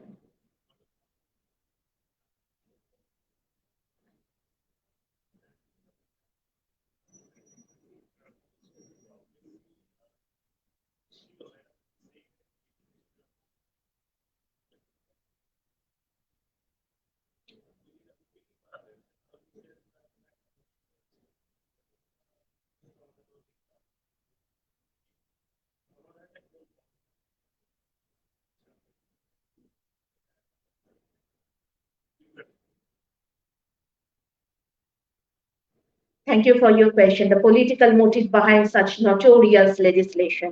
আর কারোর যদি কিছু প্রশ্ন থাকে, হ্যাঁ।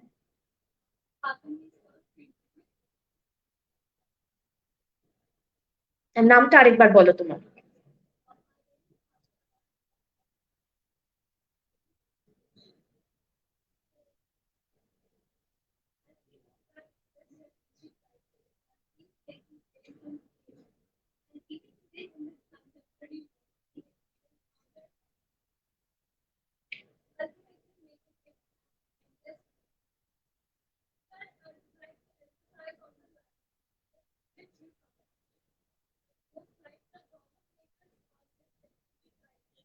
Solutions are provided up to the present.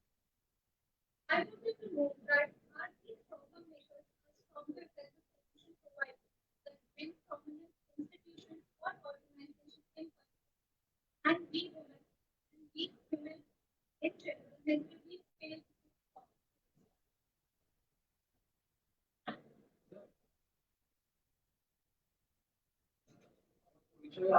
হ্যাঁ হ্যাঁ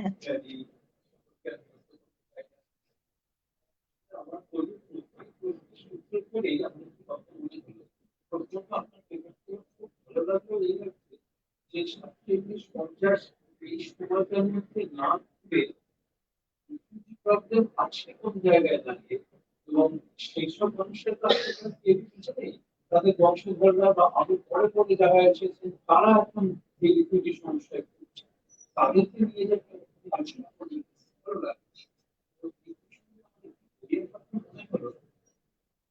যে এরকম আছে সেটা হচ্ছে রেজিস্ট্রারের মধ্যে দীর্ঘ উপন্যাস বরিশালের যোগেন, কিন্তু দীর্ঘ উপন্যাস কিন্তু বড় হবে সেই সূত্র থেকে আমরা মনে করি যে এপ্রিলের কথা বললো যে যোগেন বন্দ্যোপাধ্যায় বলেছিলেন যে পাকিস্তান কবি মতুয়ারা যারা ফরমালি বিরুদ্ধ করেও তাদের একটি উপযুক্ত মানুষদের এক সাম্যবাদী ভূমিকা তাদেরকে আশা করছে, কিন্তু শেষ পর্যন্ত যোগেন বন্দ্যোপাধ্যায়ের স্বপ্ন সম্পূর্ণ ব্যর্থ, তাকে এদিকে চলে আসতে এবং সোশ্যাল মিডিয়ায় কিছুদিন আগেও দেখছিলাম যোগেন বন্দ্যোপাধ্যায় কিছু গালাগাল দিচ্ছিলেন কিছু লোককে যে এই ভগবানের পার্টিশনের জন্য দায়ী ইত্যাদি ইত্যাদি। যোগেন বন্দ্যোপাধ্যায় শেষ পর্যন্ত প্রথমে ঠিক মতো ঠাই পেলেন। এর জন্য যখন আমরা যেটা বলছি হিউম্যান বিহেভিয়ার, এইটাই দায়ী যেটাকে আমরা ফর্মাল জিনিসের অংশ করতে চাই, কিন্তু অনেক সময় খুব গুরুত্বপূর্ণ হয়ে ওঠে।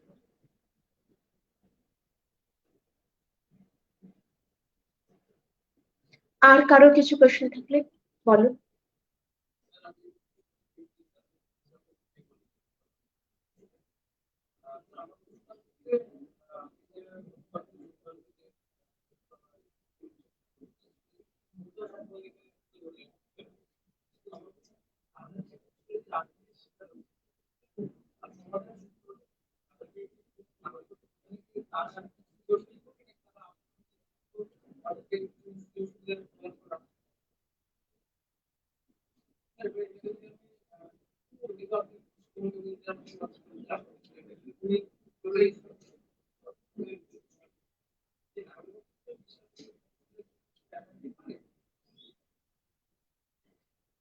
একটু জোরে বলো।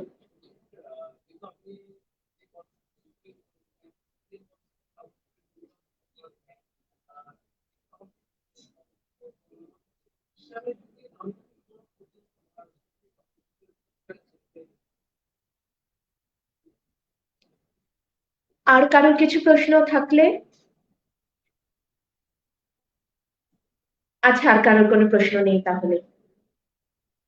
অনিশা ম্যাডাম শুরু করেছিলেন দেশভাগের সময় থেকে, এবং প্রফেসর হিমাদ্রি চ্যাটার্জি একদম কন্টেম্পোরারি সিএ নিয়ে আলোচনাটি শেষ করলেন। আমরা এখন professor Rajashri Dasgupta, Centre for Political Studies, Jawaharlal Nehru University, ওনাকে আমরা আহ্বান জানাচ্ছি মঞ্চে। উনি এইটি সামারাইজ করবেন, উনি পুরো বিষয়টা।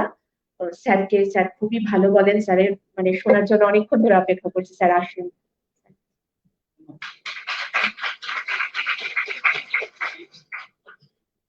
না, সামারাইজ করতে যাওয়াটা বিপজ্জনক। আমি সামারাইজ করবো না সেইভাবে। আমি অন্বেষা এবং হিমাদ্রির বক্তব্যের কতগুলো সূত্র টেনে আরো কিছু কথা বলার চেষ্টা করব। যেমন গোড়াতেই যে প্রশ্নটা অন্বেষা রেখেছে এবং তারপরে হিমাদ্রিও তুলে ধরলো, সেটা হচ্ছে উদ্বাস্তু সংকট, তাকে সংকট হিসেবে কতটা দেখা উচিত, সেটা সংকট না অন্য কিছু। হিমাদ্রি এটাকে উদ্বাস্তু সমস্যা থেকে উদ্বাস্তু প্রশ্ন এরকম একটা জায়গায় নিয়ে গেল। দুজনেরই একটা তাত্ত্বিক সমস্যা আছে যে উদ্বাস্তু সমস্যা শব্দটা ব্যবহার করা নিয়ে বা সংকট শব্দটা ব্যবহার করা নিয়ে, এবং সেটা যথাযথ। আমি অন্য দিক থেকে বলতে চাইছি যে it is actually quite productive to think of it as a problem, in a different kind of a sense. In the sense that আমরা আজকে যে পলিটিক্সের মধ্যে আছি, আমরা আজকে যে দেশে বাস করি, যে সামাজিক রীতি রেওয়াজ আমরা চারিপাশে দেখতে পাই, সেখানে this is a living problem, this is a burning kind of issue. And I'm not just thinking of দেশভাগের যারা উদ্বাস্তু বা refugee, but I'm also thinking of those who get displaced, those who are considered to be illegal migrants, একটা বড় সংখ্যা আর কি। উদ্বাস্তু, আমার ধারণা উদ্বাস্তু ব্যাপারটাকে কনসেপচুয়ালি আমরা আর একটু এক্সটেন্ড করতে পারি, এবং তার মধ্যে বেআইনি অভিবাসীর সমস্যা হিমাদ্রি বলেছে, এরকম আরো নানা রকমের চেহারা আমরা তার মধ্যে ভাবতে পারি। যেমন কিছুদিন আগে যে মারাত্মক মেইটেই এবং কুকি দাঙ্গাটা হলো, সেই দাঙ্গার ফলে যারা যারা বিস্থাপিত হয়েছেন এবং এখন ক্যাম্পে বাস করছেন, তাদেরকেও এরকম একটা লেন্সে দেখা যেতে পারে। কারণ আমি যেটা বলতে চাইছি যে উদ্বাস্তু সমস্যা বলতে বা রিফিউজি প্রবলেম বলতে যেখানে আমি পৌঁছতে চাই, সেটা হচ্ছে যে আজকে নানা রকমের পলিটিক্যাল, সোশ্যাল, ইকোনমিক, এক্সিস্টেন্সিয়াল ফাইটের বা লড়াইয়ের জমি হচ্ছে নাগরিকতা। নাগরিকতা একটা নতুন টেরেইন বলা যায় অফ স্ট্রাগল। কে নাগরিক হতে পারছে, কে নাগরিক হতে পারছে না, কে গতকাল না অব্দি নাগরিক ছিল, আজকে আর তাকে নাগরিক হিসেবে মেনে নেওয়া যাচ্ছে না, এরকম ক্রমাগত আমরা বিভিন্ন ইস্যুর সামনে এসে পড়ছি। রোহিঙ্গারা কোথায় নাগরিক হিসেবে বিবেচিত হচ্ছে, কোথায় নাগরিক হিসেবে বিবেচিত হচ্ছে না, তারা কি অবস্থায় বেঁচে আছে, এই সমস্যাগুলো একরকম ভাবে যতটা না রিফিউজিদের সমস্যা, যতটা উদ্বাস্তুর সমস্যা, ততটাই সিটিজেনশিপের প্রবলেম। আমরা যেভাবে সিটিজেনশিপকে সংজ্ঞায়িত করি, যেভাবে সিটিজেনশিপকে আমরা কনসেপচুয়ালাইজ করি, সেটারও সমস্যা। তো মূল সমস্যাটা আমরা রিফিউজি প্রবলেমের সঙ্গে সিটিজেনশিপের প্রবলেম হিসেবেও ভাবতে পারি বলে আমার মনে হয়। এখন এটা ঠিক যে সাম্প্রতিককালে we have been jolted into this, considering these kinds of issues because of CA, because of NR National Population Register, because of various kinds of acts that Himadri has talked about, which has kind of thrown up the question of refugee as a burning problem, as a burning kind of issue in politics, in society, and so on and so forth. Now we know that the consistent feature that constitutes a trouble for refugees is the hostility of the society. So there is a different dimension that Himadri has talked about, that Ornisha has also touched upon, which is that of the state and the legislations and the acts that are brought into play by the state. But there is a huge hostility on the part of the society towards this kind of population that we call the migrant, the displaced, the refugees, and so on. Now, right after the partition আমরা দেখেছি refugee camp গড়ে ওঠার গল্প আমরা জানি, বিভিন্ন জায়গায় refugee colony গড়ে ওঠার গল্প জানি। আপনি বলছিলেন দিল্লিতে সিআর পার্ক, মালভিয়া নগর, প্রচুর মুখার্জি নগর, there are quite a few localities which have grown up as kind of refugee colonies. Now they are gentrified and now they are posh areas of Delhi in some sense. And we have seen similarly much of the South Calcutta going downwards from probably Jodhpur Park onwards, much of that development is basically dominated by refugee influx and refugee neighborhoods, one after the other. So we have that kind of history of refugee colonies, refugee camps, so on and so forth. And there are parallel histories of facing hostilities, of facing difficulties by the refugees. কিন্তু একটা সমস্যা আজকে নতুন করে উঠে এসছে বলে আমার ধারণা, যে সমস্যাটা আগে এতটা জোরালো ভাবে আমাদের সামনে আসেনি। সেটা হচ্ছে আজকে হু ইজ আ রিফিউজি, একজন রিফিউজি বা একজন উদ্বাস্তু বা একজন বিস্থাপিত ব্যক্তি সে নিজেকে কি ভাবে, how does she think of herself, এই পার্সোনাল আইডেন্টিটির জায়গাটা আজকে সংকটের মধ্যে দিয়ে যাচ্ছে, একটা বিপুল সংকটের মধ্যে দিয়ে যাচ্ছে। একটা জায়গা থেকে আমরা হয়তো 47, 50, 60-এর দশকে যারা উদ্বাস্তু হয়ে এসছেন, তাদের থেকে আজকে যারা উদ্বাস্তুর জায়গায় দাঁড়িয়ে আছেন, যারা মাইগ্রেন্ট, যারা ডিসপ্লেসড হয়ে এসছেন, তাদের একটা ডিফারেন্স করতে পারি। ডিফারেন্সটা আমরা, উনি যেমন প্রতিভা বসুর ছোট গল্পের কথা বলেছেন, এমন বিভিন্ন উপন্যাসের কথা আমরা জানি, আমরা শক্তিপদ রাজগুরুর লেখার কথা জানি, আমরা ঋত্বিক ঘটকের সিনেমার কথা জানি, যেখানে পুরনো refugee identity, the personhood of the refugee was very, very strong.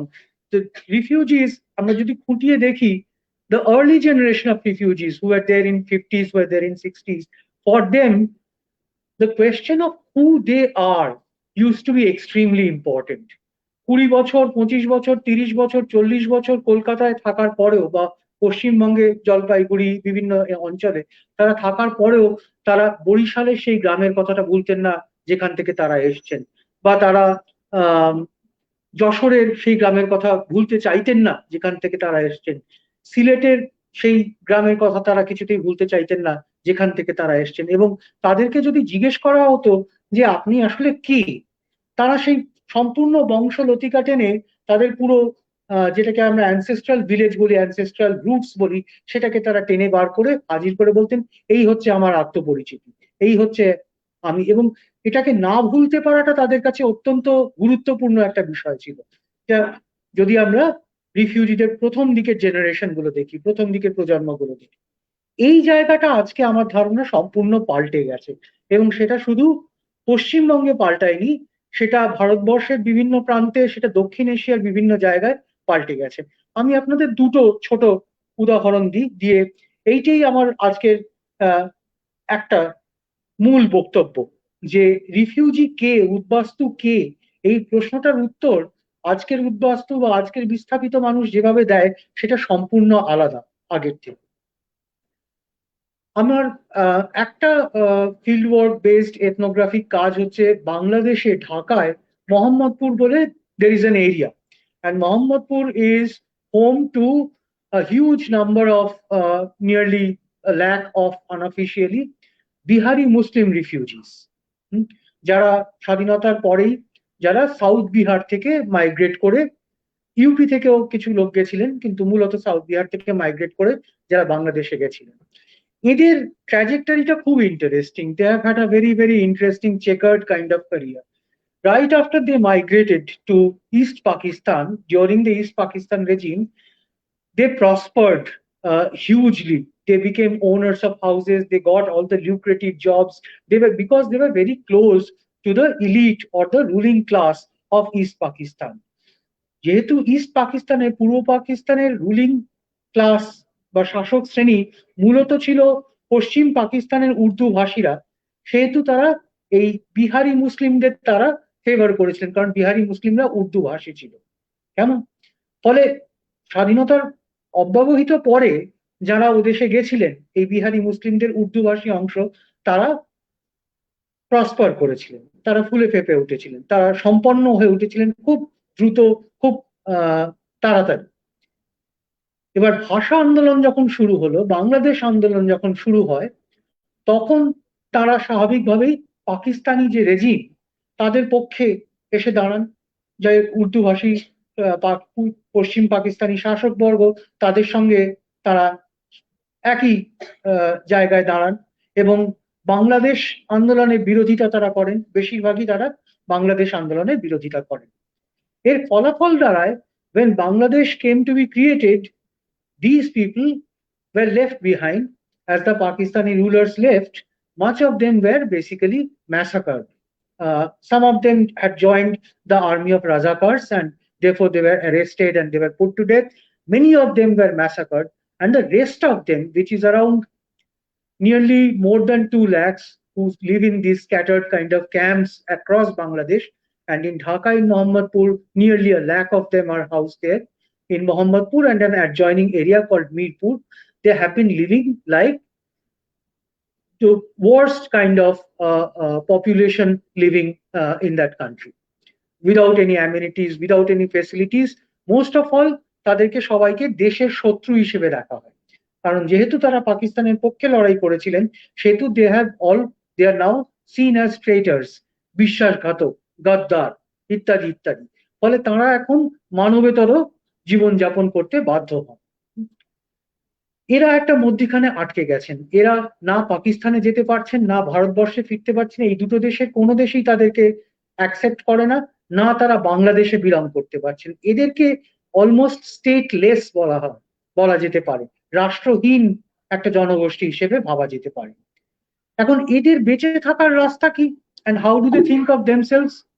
এদের বেঁচে থাকার একটাই রাস্তা, এদের করে খাওয়ার, এদের একটা চাকরি পাওয়ার, এদের সমাজের মূল স্রোতে ঢুকে পড়ার একটাই মাত্র রাস্তা এদের কাছে পড়ে আছে। সেটা হচ্ছে এদেরকে এমন ভান করতে হয় যে এরা আসলে বিহারি মুসলিম নন, এরা উর্দু ভাষী জনগোষ্ঠীর কেউ নন, এদের ঠিকানা ক্যাম্প নয়, এরা বাকিদের মতোই, এরা বাংলাদেশি লোকাল পপুলেশনেরই একজন। সারাক্ষণ এরা এই ছদ্মবেশটা নিয়ে থাকেন, এই ধরনের একটা ডিসগাইজ নিয়ে তারা, একমাত্র এটাই হচ্ছে তাদের কাছে রাস্তা বেঁচে থাকার, এই ডিসগাইজটা, যে তারা অভিবাসী নন, তারা উর্দু ভাষী নন, তারা বিহারি মুসলিম নন, তারা বাংলাদেশি মুসলিম, তারা ক্যাম্পের বাইরে থাকেন, তারা অন্যান্য অঞ্চলে থাকেন। সারাক্ষণ তাদেরকে এই অভিনয়টা করে যেতে হয়। কেমন? এইটা আমার মনে হয় একটা খুব গুরুত্বপূর্ণ ফারাক যেটা ঘটে গেছে প্রথম প্রজন্মের উদ্বাস্তুদের থেকে এই প্রজন্মের উদ্বাস্তুদের মধ্যে, যে তাদেরকে ক্রমাগত এটা ভুলে যেতে হয় তারা আসলে কে, তারা কোত্থেকে এসেছিলেন, তাদের পিতৃ পরিচয় কি বা তাদের বংশ পরিচয় কি। এটা না ঢেকে রাখতে পারলে, এটা না অ্যাভয়েড করতে পারলে তারা বাঁচার কোনো রাস্তা খুঁজে পান। এরকম একটি ঘটনা শুধু, this is not only peculiar to the Bihari Muslims of Bangladesh. There is another place where actually Himadri also did some work with me, where there is a refugee camp. It is a permanent liability camp. As we know, there are various kinds of camps: transit camps, labor camps, work camps, permanent liability camps. There is a refugee permanent liability camp in Bhadrakali, Uttarpar. খুব কম মানুষ যারা উত্তরপাড়ায় থাকেন এবং ভদ্রকালীতে থাকেন, তারা they are even aware that such a camp exists, but it exists nonetheless. And I have been working with that camp for some years now. And one of the things that came and struck me when I was conversing with the members of that camp, and this is actually a Namashudra population, largely a Namashudra population, who had come in during the late 70s, during the 80s, even during the 90s, and settled in that PL camp. Okay. This population, এই যে জনগোষ্ঠী, যে নমশূদ্র জনগোষ্ঠী, একটা পয়েন্টে, যে পয়েন্টে আমার তাদের সঙ্গে কথাবার্তা শুরু হয়, সেটা এমন একটা পয়েন্ট ছিল, when they were about to decide are they going to declare themselves Matua or not. নমশূদ্রদের সামনে এরকম একটা প্রশ্ন 2003, 4, 5 এরকম একটা সময় সামনে এসে দাঁড়ায়, whether they should call themselves Matua, because Matua is a certain sect, it is a religious sect. Not all নমশূদ্রস are Matua, not all, you know. So when this question arose, so the person that I was in conversation with, largely, and Himadri is also in touch with, as far as I know, that person told me that yes, we would like to become Motua, why not? So I was very surprised, because it seemed the history of the population of the camp has been very different. It started with them being supporters of, very, very loyal supporters of Bidhan Rai's Congress, okay, at the early period of the camp. Then they went on to become the supporters of Communist Party of India, CPI. Then they graduated to becoming supporters of CPIM, when CPIM was beginning to get close to being elected to power. Then around the early 70s, quite a few youths of the camp joined Naxalites, and some of them, you know, were jailed and imprisoned and so on. So I asked them that, আপনারা একটা সময় কংগ্রেসই ছিলেন, তারপরে বামপন্থী হলেন, তারপরে নকশাল হয়ে গেলেন, আপনাদের পক্ষে হঠাৎ করে আজকে মতুয়া হয়ে যাওয়াটা কেমন বিসদৃশ্য থাকে না, কেমন আশ্চর্য হয় না? তো সেই ভদ্রলোক আমাকে একটা চমৎকার উত্তর দিয়েছিলেন, যে যখন যেটা দরকার তখন সেটা হতে হবে, এটা হওয়া ছাড়া আমাদের আর বেঁচে থাকার কোনো উপায় নেই। তো এক্ষেত্রে ব্যক্তি পরিচয় নয় না হলেও তাদের রাজনৈতিক সমর্থনের জায়গাটা ক্রমাগত পাল্টাতে থাকতে হয়েছে। কাল আজকে তাদের মধ্যে অনেকেই, আমি নিশ্চিত, তৃণমূল কংগ্রেসের সমর্থক। আগামীকাল নতুন একটা দল যদি বাংলায় ক্ষমতায় আসে বা ক্ষমতার কাছাকাছি আসে, তাদের মধ্যে বেশ কিছু সেই দলের দিকে ঝুঁকে পড়বেন, এবং তার পিছনে কোনো নৈতিক, রাজনৈতিক বা আদর্শগত কোনো প্রশ্ন নেই, এটা নেহাতি অস্তিত্ব রক্ষার তাগিদ। এই বিষয়টাকে আমি আপনাদের সামনে রাখতে চাইছি, মূলত যে উদ্বাস্তু বলতে আমরা কাকে বুঝি, রিফিউজি বলতে আমরা কি বুঝি, সেটা আজকে তার ভিত অনেকটা নড়ে গেছে। এটার ভিতটা আর আজকে স্টেবল নয়। Nobody can be permanently pinned down or pointed as a refugee. Neither can we be very sure that those who call themselves citizens are citizens in the, you know, legal and substantive sense of the term. Okay, because there is a blurring of the boundary between citizens and refugees. এবং এইটা আমার মনে হয় আজকের বর্তমান পরিস্থিতির একটা ডেফিনিশনাল জায়গা, একটা ক্যারেক্টারিস্টিক জায়গা, যে রিফিউজি, মাইগ্রেন্ট, ডিসপ্লেসড, সিটিজেন, এদের মধ্যে আমরা আর ফারাক করতে পারি না। এদের মধ্যে আমরা আর নতুন করে আলাদা করে কে কোনটা, এটা বলা আজকে আমাদের পক্ষে খুবই শক্ত হয়ে গেছে।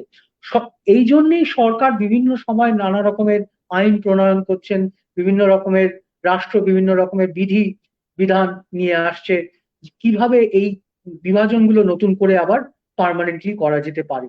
কিন্তু আমার ধারণা এই ক্ষেত্রে সেটা, এই ব্যাপারটাকে লাগু করা অসম্ভব হয়ে উঠেছে, এবং এটাকে আমার মনে হয় যে আজকের সমস্যা বলুন, সংকট বলুন, আজকের সময়ের চরিত্র বলুন, এই বিষয়টাকে আমি মনে করি যে আজকে সব থেকে গুরুত্বপূর্ণ বিষয় হিসেবে আমরা ভাবতে পারি।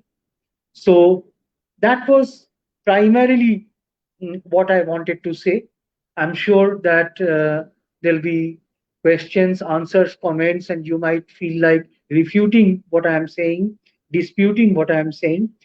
অন্বেষার, হিমাদ্রি আরো অনেকটা গুছিয়ে আর একটু বিস্তারিত করে ইতিহাস বলেছে, আমি অতটার মধ্যে না গিয়ে ছোট দুটো উদাহরণ দিয়ে আপনাদের বলার চেষ্টা করলাম।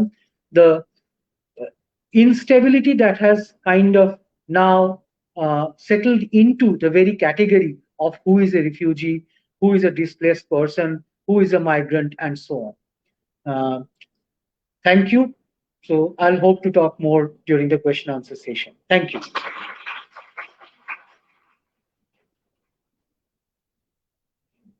স্যারকে অনেক ধন্যবাদ জানাই নতুন আঙ্গিক তুলে ধরার জন্য। স্যারের বক্তব্যের উপর যার যা প্রশ্ন আছে আপনারা করতে পারেন।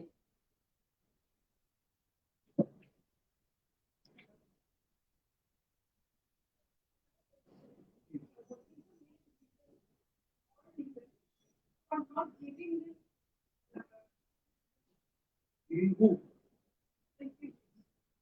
Which refugees?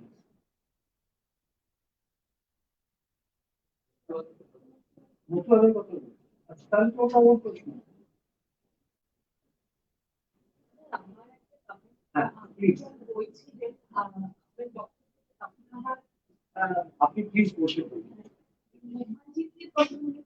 করাচিতে যে বাঙালি মুসলমানরা এখনো কিছু দেশে নিয়ে রয়ে যাচ্ছে, যে তারা একটা চাকরি একটা সামান্য কিছু রোজগারেরও তাদের পায়নি। এইটাই আমার বারবার মনে পড়ছিল যে আমরা কতটা সেন্সিটাইজ করতে পারি বিষয়টা, হয়তো আমাদের আশেপাশে সাউথ এশিয়াতে সেই বিষয়টা আমরা দেখি।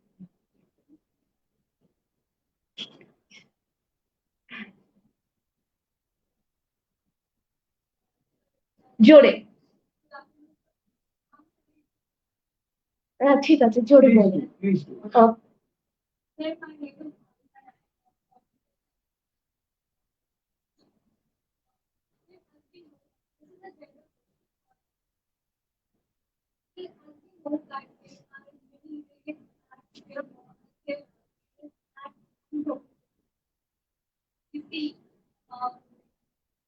That has been improved as a good refugee crisis.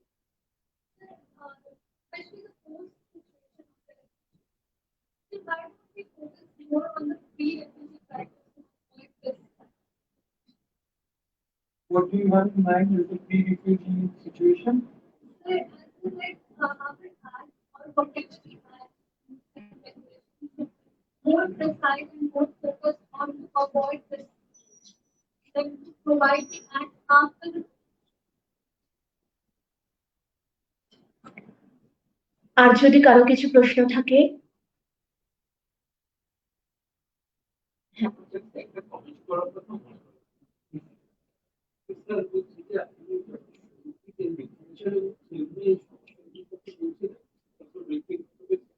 বললেন আমাদের পিএইচডি মনে আছে আপনি সাধারণত একাডেমিক রিসার্চে আলোচনা করি কিন্তু অপেক্ষাকৃত জনপ্রিয় ছবি যেগুলো মূলত উদ্যোগমান না হচ্ছে না এরকম কয়েকটি ছবিতেও কিন্তু রিফিউজি সমস্যা খুব মানে উজ্জ্বলভাবে ফুটিয়ে তোলা হয়।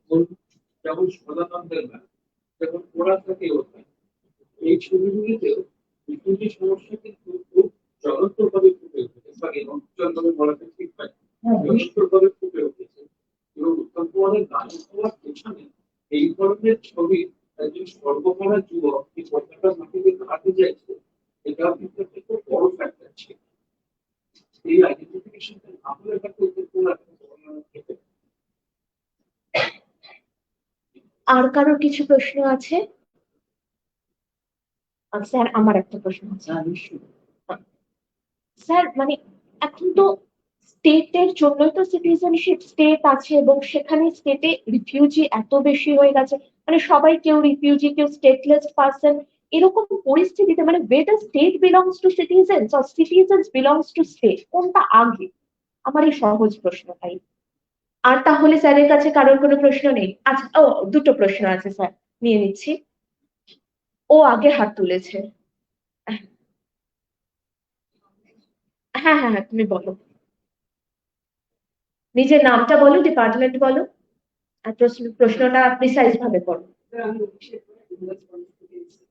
আমার যে প্রশ্নটা আছে, আপনি বললেন যে অনেক বিহারের কিছু কিছু আছে আইডেন্টিটি প্রকাশ করে তারা সমাজে বাস করতে পারে, এটা অনেকটা কমিউনিটিতে মতো, যেখানে মানে ব্যক্তি অনেকটা রাষ্ট্রকে প্রাধান্য দেওয়া, রাষ্ট্রের বেদি পৃষ্ঠের ব্যক্তিকে বলি দেওয়া, তাদের যে আইডেন্টিটি লোকাল ছেলেদের বেঁচে থাকতে যে সিস্টেম বা যে বেঁচে থাকতে চেঞ্জ করা কি পসিবল, এবং তারা নিজের আইডেন্টিটিকে নিয়ে থাকতে পারে এবং তাদেরকে ভুল পাবে।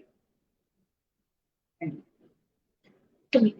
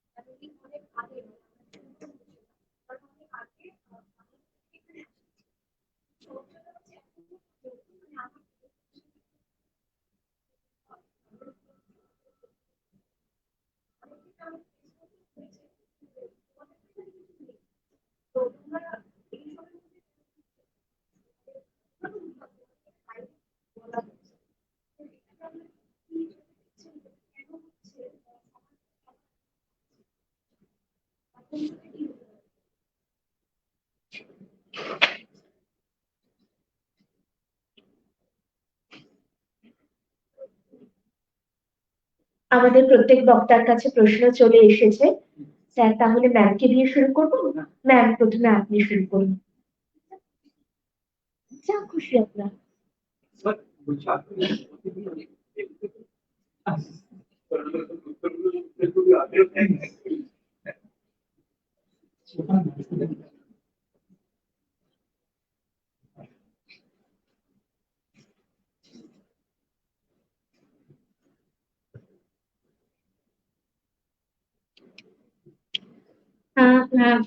First, I need to apologize for talking in Bangla for so long, which I didn't realize. I was under the impression that the deliberations were supposed to be in Bengali. This was my mistake. So the first question was, how were the lives of refugees after migration? This was from you, I guess. This was the question to me. How were the lives of refugees?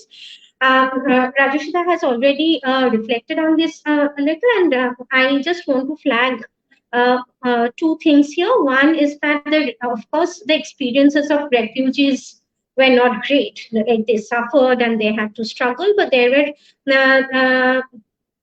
we need to keep in mind that the identity of the refugees when we are looking into their experiences. So a Dalit refugees experience, a woman refugees experience, and upper caste Hindu refugees experience are vastly different. And also I would like to mention here another two things here. One is that the period that I study, early 50s particularly, this is a period when refugee and citizen are not necessarily two opposite terms. Actually, Uditi Sen has a book on this, which is called Citizen Refugees. You probably know, but the Citizenship Act came in 1955, but the first election happened in 1952, and the electoral roll was prepared from 1949. So a person became a voter before she or he before they became citizens, technically speaking, and a person could be a voter when just the requirement was to become enrolled as a voter. The requirement was 6 months of continuous residence in a particular location. So many of the refugees became voter, and voter was the first step to become the citizen. So what Uditi and also Onit Shani and others have been saying, that in this period, getting the status of refugee was actually a step towards becoming a citizen. So unlike the period that they are reflecting on, but Himaji and Rajashita are reflecting on, in my period, becoming a refugee, having a refugee card was actually could be useful to become a citizen. It's not necessarily a binary term. This is the first thing. Thank you for the reference, Pratibha Boshu's reference. I'll definitely look into this. I haven't read it. Third question was about Act and ordinances. I actually tried to mention three, which kind of got I muddled. It was a muddled presentation, so I think it didn't get across. I mentioned the Restoration Act, the Eviction Bill, which is Act 16, and also the Evacuee Property Act in Bengal, which came in both Bengals and Assam, which came in 1951. Today we don't have the time, but if there are other opportunities, I can talk about all these three acts separately. The other act that is important in this context, but I do not know anything, I know very little of it about it, is the Wasted Property Act, which became the Enemy Property Act in East Pakistan and then later in Bangladesh. I just want to mention here the Evacuee Property Act in northern India and West Pakistan was of very different nature than in West Bengal, Assam, and Tripura and East Pakistan. The fourth question is regarding names of. I actually didn't get the question very well. Did you? Did you ask the names of the Hindus who took away Muslims' properties?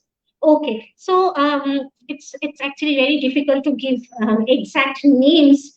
But there are I have to check my notes. There are some names. I do not I do not do oral histories as such. I work with archives, but there are names to be found in archives, and also there are a lot of interviews in the partition archives where the names are there. I cannot recall any particular name at this moment, but I can remember the names of certain organizations that came up during 1950, like Lal Bagan.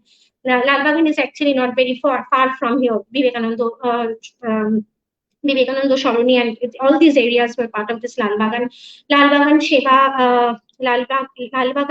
Sheba Samiti, which actively took charge of evicting Muslims from this area and restoring and giving these properties to incoming Hindus. Similarly, Mridula Sarabhai, a very important social worker of this period and also very close to Nehru, she was here during 1950 riot to prepare a report, and she was talking about a People's Party which was doing this. She's not mentioning whether the People's Party is affiliated to any other larger organizations, but it's not. But probably it was. Joy Chatterjee also hinted towards the involvement of Congress in this at this point. And Nehru is also writing to Bidhan Rai, saying to discipline the Congress supporters. The fifth question was about Delhi CR Park, and yes, because you see in Delhi there's actually so what happened in Delhi, unlike Punjab, there's no total transfer of population in Delhi. But what happened in Delhi 1947 September, there were huge riots, and after that, many Muslims, particularly in this Karol Bagh area, which were the mixed areas, and the Muslims left en masse from these areas, and they were rehabilitated in Tughlakabad and Maulana Azad's home, and Purana Killa. Purana Killa is very important here. But after Gandhi's speech, some of them came back, but and many left for Pakistan. But what happened in Delhi, the Evacuee Property Act was of slightly of a different nature. What they did was that they kept some houses in the northern Delhi, in the old Delhi. They had Muslim pockets where the empty houses of people who had left for Pakistan were kept to rehabilitate the returning Muslims. But in other areas, the houses that were left behind by the Muslims were given to the Hindu incoming refugees. So it has regional peculiarities, which actually there's the great works have been done on Delhi by, I know of two people, Zamindar is one and Rotem Deva is the other. And CR Park is a government initiative. That's the EPDP colony actually. CR Park is for East Pakistan optees. Optee is a different conversation. I won't take that much of time, but yeah, but that's the EPDP colony. Upcoming generational response. This is too contemporary. I don't really know about the upcoming generation's response, but I think they are better people. Actually, Raju Shida has talked about the contemporary imagination of refugee groups. So it's, as he said, this is very different. I'm not sure whether you can I take another question? Okay.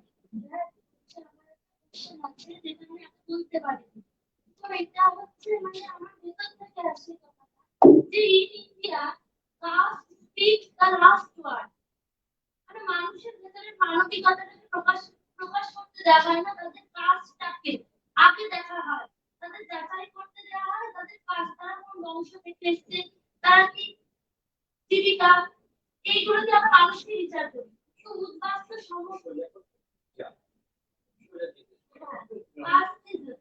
তো এই ব্যাপারটা মানুষের মধ্যে কেন আসছে? আজকালকার একবিংশ শতকে দাঁড়িয়ে আমরা তো উন্নতির পর্যায়ে পৌঁছেছি, যা বিজ্ঞানের সত্তাগুলোকে জানি, তো আজ তার সত্ত্বেও তার বাস্তবিকতা নিয়ে আমরা এখন মনে করি এই যে অশিক্ষার বেড়াটা, এটা আমরা কি করে ছিন্ন করতে পারি?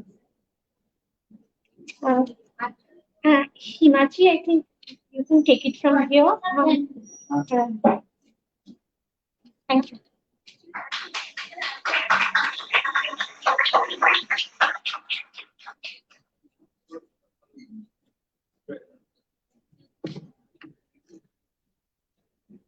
আচ্ছা, আমার কাছে একগুচ্ছ প্রশ্ন আছে, 8খানা প্রশ্ন আছে। প্রথমে তো ধন্যবাদ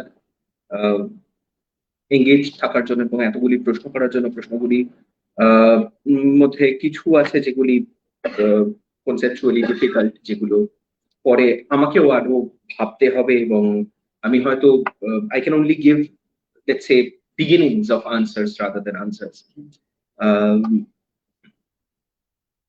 কিছু প্রশ্ন আছে যেগুলো ডিটেল ওরিয়েন্টেড, যেমন প্রথম প্রশ্নটাই হচ্ছে এর আগে কখনো রিলিজিয়ন ইউজ করা হয়েছে কিনা in to distinguish between refugees or in order to define the naturalization process, and the simple answer will be no. Religion has not been directly used before this, but also it will be naive to say that there were no markers even earlier. আমরা যদি foreigners অ্যাক্টের দিকে তাকাই, আমরা যদি আইএমডিটির দিকে তাকাই, আমরা বারবার দেখবো যে পারসিকিউশন বলে একটা শব্দ ব্যবহৃত হচ্ছে। তার রুলস এন্ড রেগুলেশনসে যদি দেখবো যে পারসিকিউশন বলে একটা শব্দ ব্যবহৃত হচ্ছে, যেগুলো বেশ কয়েকবার বিভিন্ন কোর্ট কেসে উঠে এসেছে যে এই শব্দটা ব্যবহার করা যায় কিনা, এই শব্দটার প্রমাণ কি ইত্যাদি। কাজেই আমরা যদি লিগাল রেকর্ডস এর দিকে তাকাই, in practice and as the small laws, মানে রুলস এন্ড রেগুলেশনস এর মধ্যে, বিভিন্ন অ্যাডমিনিস্ট্রেটিভ লজ এর মধ্যে যে এই আইডিয়াটা অলরেডি ছিল না তা নয়, তবে as a pronounced feature of legislative decision এর আগে নিশ্চয়ই এক্সিস্ট করতো না। দ্বিতীয় এবং 7 নম্বর প্রশ্নটার মধ্যে একটা সম্পর্ক আছে। দ্বিতীয় প্রশ্নটা ছিল হচ্ছে যে সিটিজেনশিপ দেওয়া হলেও তো সোশ্যাল ইকোনমিক প্রবলেমস পারসিস্ট করে, তাহলে সিটিজেনশিপ দিয়েই বাকি লাভটা হলো। এবং 7 নম্বর প্রশ্নটাও প্রায় একই ছিল, যে সিটিজেনশিপ দিয়ে দিলে কি এদের সোশিও ইকোনমিক প্রবলেম গুলো রিজলভ হবে না হবে না। এবার প্রশ্নটা হচ্ছে যে সোশিও ইকোনমিক প্রবলেমস গুলোর ক্যারেক্টার কি এবং সেগুলোকে রিজলভ করার কথা কিভাবে ভাবছি। যেহেতু ভারতবর্ষে অ্যাফার্মেটিভ অ্যাকশনের একটা লম্বা ইতিহাস অলরেডি এক্সিস্ট করে, তার জন্য খুব সিগনিফিকেন্ট কিছু রুলস আছে, লজ আছে, রেগুলেশনস আছে, একটা পার্টিকুলার টাইপের পলিটিক্স আছে সেটাকে নিয়ে, অ্যাফার্মেটিভ অ্যাকশন নিয়ে, সোশ্যাল জাস্টিস নিয়ে। সেহেতু বোঝাই যাচ্ছে যে যদি রিফিউজি পপুলেশনের একটা বড় অংশ এই অ্যাফার্মেটিভ অ্যাকশনের ক্যাটাগরির ভেতর থেকে আসে, তাহলে তারা স্বাভাবিকভাবেই অ্যাফার্মেটিভ অ্যাকশনের আওতায় থাকতে চাইবে, এবং অ্যাফার্মেটিভ অ্যাকশনের আওতায় থাকার একমাত্র উপায় হচ্ছে লিগাল সিটিজেন হয়ে ওঠা।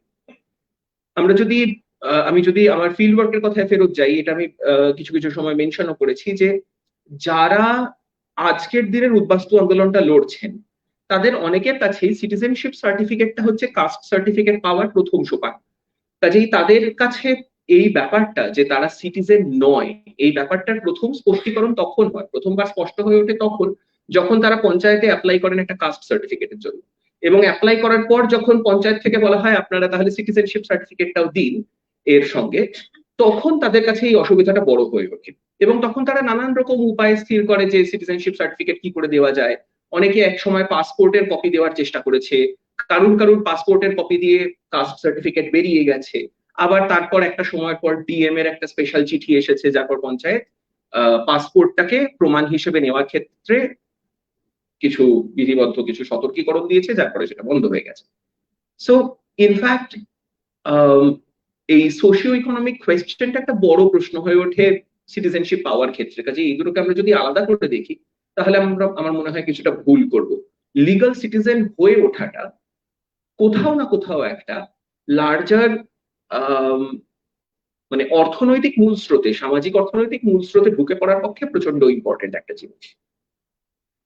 তৃতীয় একটা প্রশ্ন ছিল যেটা অন্বেষাও শেষের দিকে সেটার কথা ছুঁয়ে গেল একবার, যে what is the future of the issue, আজকের দিনে যারা উদ্বাস্তু তারা কিভাবে ভাবছে, তারা নিজেদের উদ্বাস্তু রাজনীতি কিভাবে ভাবছে, এটা সম্বন্ধে রাজস্বীরা অলরেডি একটা বড় বক্তব্য রেখেছেন। আমি সেটার মধ্যে বিশেষ করে না ঢুকে আমি এইটুকুন বলতে পারি যে উদ্বাস্তু আন্দোলনের স্থান পরিবর্তন হয়েছে, এবং সেই স্থান পরিবর্তনের কারণটা হচ্ছে যে উদ্বাস্তু রাজনীতির সামাজিক স্তরের একটা পরিবর্তন হয়েছে। উদ্বাস্তু রাজনীতিটা যেখানে একটা এডুকেটেড, আর্টিকুলেট, মিডল ক্লাস রিফিউজিদের দ্বারা লেড যে আন্দোলন আমরা 50-60-এর দশকে দেখেছি, সেখান থেকে আজকের রিফিউজি আন্দোলন আলাদা এইভাবে যে আজকের রিফিউজি আন্দোলনের একটা বড় অংশ হচ্ছে আসলে গ্রাম থেকে আসছে, মফস্বল থেকে আসছে, এবং কলকাতার যে সিভিক স্কোয়ার, সেই কলকাতার সিভিক স্কোয়ারকে দখল করে সেখানে একটা বড় সাড়া ফেলে দেওয়াটা এই সামাজিক স্তর থেকে আসা মানুষজনের পক্ষে যথেষ্ট শক্ত। এত বড় একটা আন্দোলন এত একটা বড় সময় ধরে চলার পরেও আজ অব্দিও মতুয়াদের অথবা নবশূদ্রদের রিফিউজি আন্দোলনের বড় মিছিল অথবা কলকাতায় বড় প্রেজেন্স একবারই ঘটেছে, সেটা 2010-এর মহামিছিলে। আমরা যদি তারই পাশাপাশি আমরা ফেলে যদি দেখি যে 2010 থেকে 20 উদ্বাস্তু আন্দোলনের দিকে তাকাই, আর অন্য পাশে আমরা যদি 1947 থেকে 1957 অথবা 60 অব্দি উদ্বাস্তু আন্দোলনের দিকে তাকাই, আমরা দেখব সেই সময়কার উদ্বাস্তু আন্দোলনের নেতারা একের পর এক কখনো আলিপুর জেলের সামনে সত্যাগ্রহ, কখনো শহীদ মিনারের সামনে জড়ো হচ্ছেন। তারা একের পর এক বড় আন্দোলন বারবার গঠন করতে পারছেন। তাদের জনসমক্ষে আসা, জনসমক্ষে নিজেদের প্রবলেম গুলিকে তুলে ধরার ক্যাপাসিটি অনেক বেশি, এবং তার একটা প্রধান কারণ তারা কনসেন্ট্রেটেড হতে পেরেছিলেন কলকাতা শহরতলিতে। এবার আজকে যখন আমরা রিফিউজি অ্যাক্টিভিস্টদের দিকে তাকাবো, তাদেরকে যদি এখন নদিয়ার শেষ প্রান্ত থেকে ধর্মতলায় আসতে হয় একটা প্রোটেস্ট করার জন্য, স্বাভাবিকভাবেই সেটা একটা ফিজিক্যাল ব্যারিয়ার তৈরি করে দেয়। কাজেই the future of the issue is going to be in a different place altogether. এটা হয়তো কলকাতার বুকের রাজনীতি দিয়ে আমরা আর মেপে উঠতে পারবো, বুঝে উঠতে পারবো এমনটা হয়তো নয়। মফস্বলের রাজনীতি সম্বন্ধে সবিশেষ পরিচিত হওয়াটা আজকের উদ্বাস্তু আন্দোলনকে বোঝার জন্য অন্ততপক্ষে খুব প্রয়োজনীয়। মফস্বল, গঞ্জ, এমনকি একদম পাড়াগাঁও বটে। চতুর্থ প্রশ্নটা এসেছিল যে এই যে রিফিউজি প্রবলেমটা, এটা একটা এন্ডলেস ট্রোপের মতন, একটা কন্টিনিউয়াস সাইকেলের মতন চলছে। এখানে আমার মনে হয় এটা হয়তো এক ধরনের, এই প্রশ্নটা আসছে যে এই প্রশ্নটা খুব ইম্পর্টেন্ট প্রশ্ন। এই প্রশ্নটা কোথা থেকে উঠে আসছে? এটা আমার মনে হয় বাঙালির রাজনীতিতে এবং বাঙালির চিন্তা ভাবনায় রিফিউজি নামক একটা ফ্রোজেন ফিগার আছে, যে ফিগারটা তারা ভাবছে তারা গত 75 বছর ধরে দেখছে। কিন্তু এই ফিগারটা আসলে ইন্টারনালি ডিফারেন্সিয়েটেড। আসলে কোনো একটা রিফিউজি ফিগার নেই যে গত 75 বছর ধরে আনন্দবাজার পত্রিকার প্রথম পাতায় বসে আছে। বিভিন্ন আলাদা রিফিউজি পপুলেশন বিভিন্ন সময়ে এসে পৌঁছচ্ছে। সেটাই যেমন 40-এর দশকের একটা বার্মিজ পপুলেশন আছে, তৎপরবর্তী আরো নতুন ধরনের পপুলেশন আছে। 70-এর দশকের পপুলেশনটা কমপ্লিটলি আলাদা, কেননা 70-এর দশকের পপুলেশনের রিলিজিয়াস মেকআপটা খুব আলাদা, যখন আমরা একটা significant number of Muslim refugees এবং হিন্দু রিফিউজিস দুটোই পাচ্ছি। এদের প্রত্যেকের কাস্ট আইডেন্টিটি আলাদা।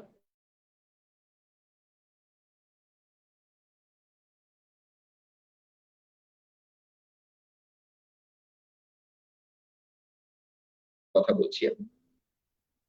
কাজেই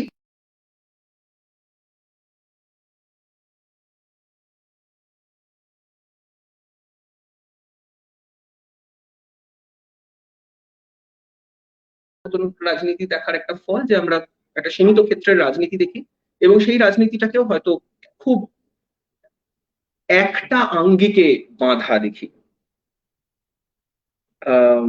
পঞ্চম, বরিশালের যোগের মন্ডল পড়ে দেখার একটা সাজেশন আমি নিশ্চয়ই সেটা পড়বো।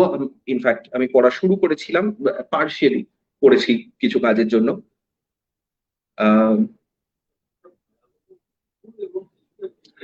ইয়ে মানে তা বটে। অসাধারণ, কিন্তু সেদিক থেকে ইতিহাসের দিক থেকে বিশ্ব এবং সিগনিফিকেন্টলি কন্টেস্টেড, রাইট? মানে দেবেশবাবুর লেখা এবং ওনার কিছু কিছু ডিটেল খুব significantly contested from the side of, let's say, politically more authoritative sources, right? কেননা যেহেতু যোগেন মন্ডলের একটা biographic detail, multi volume biographical ডিটেলের কাজ অলরেডি এক্সিস্ট করে এবং সেটার একটা নিজস্ব পলিটিক্যাল রেজিস্টার আছে, সেখান থেকে কিন্তু দেবেশবাবুর কাজের কতকগুলি খুব বড় ক্রিটিসিজম উঠে এসেছিল। সেই ক্রিটিসিজম গুলো নেসেসারিলি যদি সাবস্ট্যান্সিয়েটেড নাও হতে পারে, তাও পলিটিক্যালি ইডিওলজিক্যালি এটা সিগনিফিকেন্ট যে এই কাজটা কন্টেস্টেড। এটা আমার মনে হয় মনে রাখা প্রয়োজনীয়, lest we make that into the authoritative account. 7 নম্বরটা তো 2 নম্বরের সঙ্গে আমি অলরেডি মেনশন করেছি, এবং শেষটা হচ্ছে ওয়াই আরন্ট দে গিভেন সিটিজেনশিপ। সিটিজেনশিপ দেওয়া না দেওয়া, সিটিজেন হয়ে ওঠা, এটা একটা পলিটিক্যাল প্রসেস। এটা ঠিক এমনটা নয় যে চাইলেই দেওয়া যায়, এমনটাও নয় যে আইনত কাউকে নাগরিক বলে মার্ক আউট করে দিলেই তাকে অন্যরা সবাই নাগরিক হিসেবে মেনে নেবে। যেমন আমি একটা ছোট্ট এক্সাম্পল দিই, নাগরিকত্ব আইনে একটা ধারা আছে যেটায় যখন নাগরিকত্ব সম্বন্ধীয় সার্ভে চলছে, এনআরসি চলছে, সেই সময় আপনি আপনার পড়শির নামে কমপ্লেন করতে পারেন, আপনি আপনার পড়শির নামে চুগলি কাটতে পারেন, গিয়ে বলতে পারেন যে অমুকে পালিয়ে এসেছে, ও তো ওপারের লোক, বলতে পারেন। যদি মিথ্যা কথা বলেন তার জন্য জরিমানা এবং কারাদণ্ড দুটোই বিহিত ছিল। অর্থাৎ যদি মিথ্যা কথা বলে ধরা পড়েন যে নেহাতি আপনি আপনার পড়শিকে অসুবিধা তৈরি করার জন্য করেছেন, তাহলে তার একটা বিহিত করার জন্য ধারা ছিল, যাতে লোকজন মিথ্যে কথা না বলে। যখন এনআরসির যে প্রসেসটা অফিসার হাজেলার আন্ডারে আসামে হয়, অফিসার হাজেলা সুপ্রিম কোর্টের কাছে দরবার করে যে অনেকেই জানে কে ইলিগাল ইমিগ্রেন্ট, কিন্তু বলছে না শাস্তি এবং জরিমানার ভয়, যে প্রমাণ করতে না পেরে যদি আমাকে জরিমানা হতে হয়। সেই জন্য হাজেলা সাহেব খুব ছোট্ট একখানা সাজেশন দেন যে এই যে মিথ্যে কথা বললে শাস্তি হবে, এইটা সরিয়ে নেওয়া হোক, এবং এটা রদ করার একটা চেষ্টাও করা হয়। যে সময় এটা রদ করার চেষ্টা করা হয়, দেখা যায় যে হাজার হাজার কমপ্লেন লেটার এনআরসির অফিসে জমা করা শুরু করে, যেখানে সবাই চিহ্নিত করছে নিজের পড়শিকে, পাড়ার লোককে, গ্রামের লোককে, যে অমুকে ইলিগাল ইমিগ্রেন্ট, তুষুকে ইলিগাল ইমিগ্রেন্ট। একটা মজার জিনিস যেটা দেখা যায় সেটা হচ্ছে এটার জন্য একটা ফর্ম লাগে, একটা পার্টিকুলার ফরম্যাটে এই চিঠিটা লিখতে হয়। সেই ফরম্যাটটা কেউ একটা পুরনো রোলো স্টাইল প্রিন্টারে বসে হাজার হাজার প্রিন্ট করেছে এবং সারা গ্রামময় সেটাকে সার্কুলেট করে বেরিয়েছে, যাতে আরো বেশি বেশি করে লোকজনের বিরুদ্ধে কমপ্লেন হতে পারে, এই আশায় যে কোনো রকম শাস্তি ছাড়াই এই কমপ্লেনগুলি রেজিস্টার্ড হবে, এবং কমপ্লেনগুলি রেজিস্টার্ড হলে অনেক লোকের নাম এনআরসি থেকে কাটা যাবে।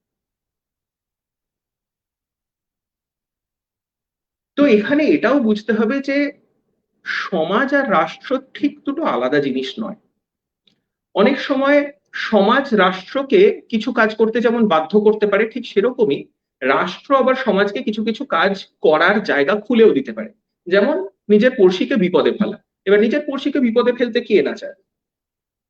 তো স্বাভাবিকভাবেই রাষ্ট্র যদি আপনাকে নিজে নিমন্ত্রণ পত্র দিয়ে বলে যে আসুন নিজের পড়শিকে বিপদে ফেলুন এবং আমি তার জন্য কোনো দোষ নেব না, তাহলে এরকম রোলো স্টাইল প্রিন্টিং এর কারখানা খুলে যেতে পারে। আমি এখানে শেষ করছি।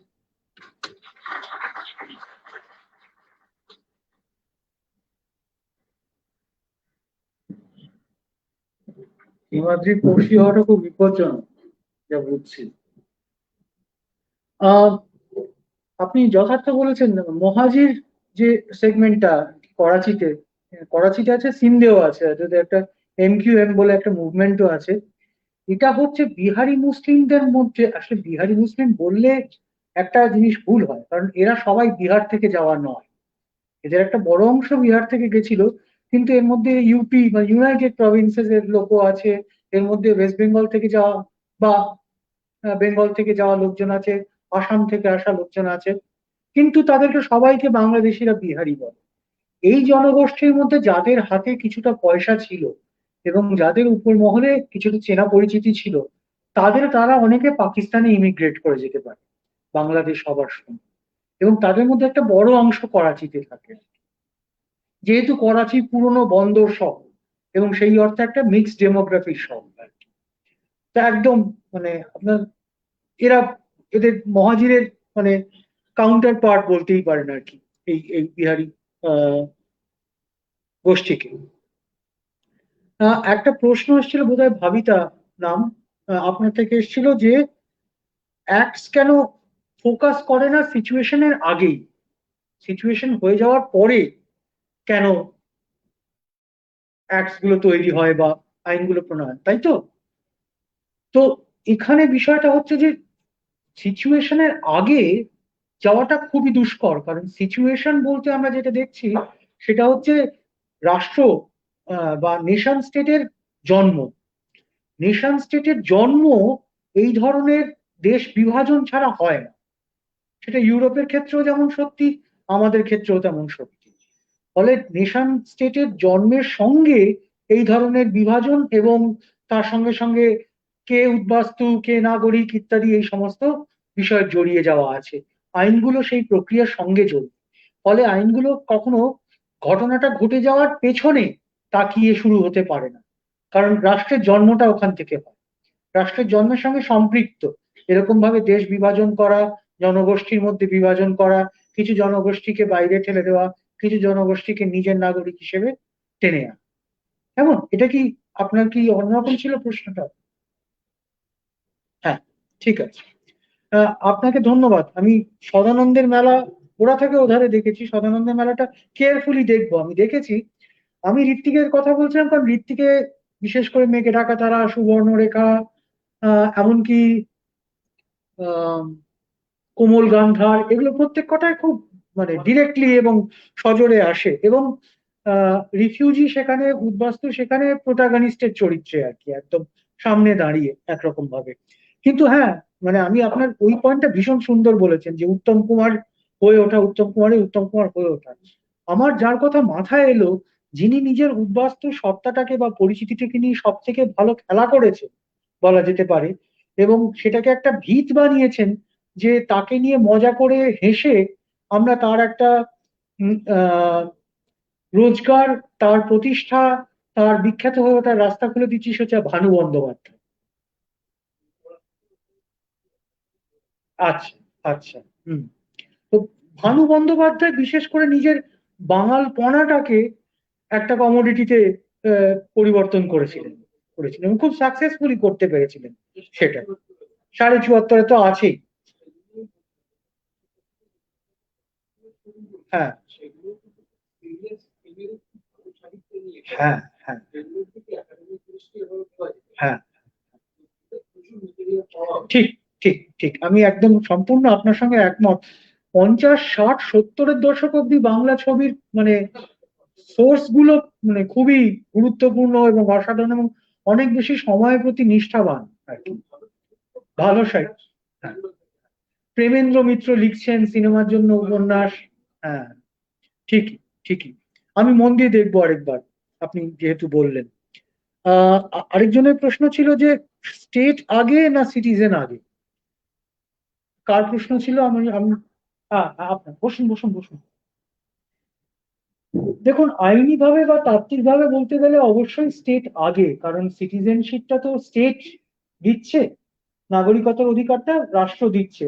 ফলে রাষ্ট্র তাত্ত্বিক ভাবে নাগরিকের আগে আসে আর কি। রাষ্ট্র এলে তবে নাগরিকত্ব সম্ভব, কারণ এটা একটা অধিকারের সঙ্গে জড়িয়ে আছে, আর অধিকার রক্ষাটা রাষ্ট্র হচ্ছে তার গ্যারান্টি, যে এই অধিকার স্বীকৃত হবে, এই অধিকার রক্ষিত হবে।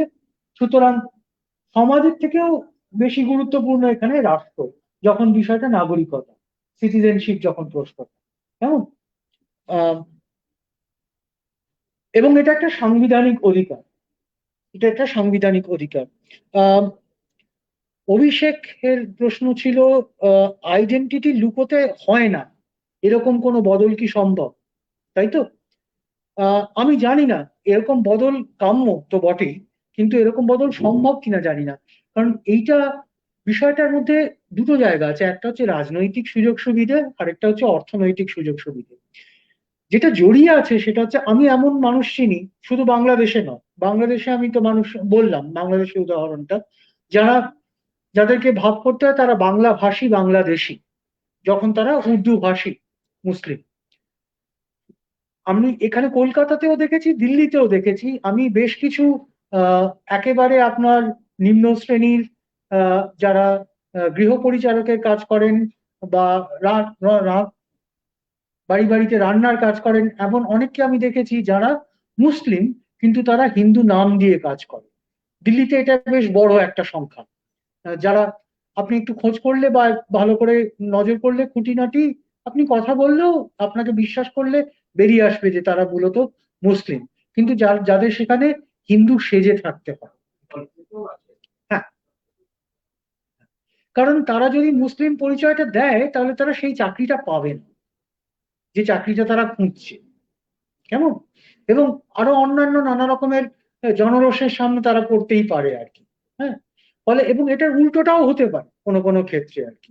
যেমন বাংলাদেশে এমন হতেই পারে যে যে কিছু নবশূদ্র জনগোষ্ঠী সেখানে বেঁচে আছে, তারা হয়তো অনেক জায়গায় কাজ চালায় নিজেদের মুসলিম পরিচিতি দিয়ে, ছদ্ম পরিচিতি দিয়ে। কেমন?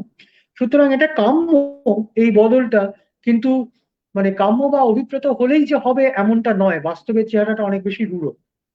আহ নয়নিকা, আপনার প্রশ্ন ছিল এখনো কেন উদ্বাস্তু এটা শুনতে হয়।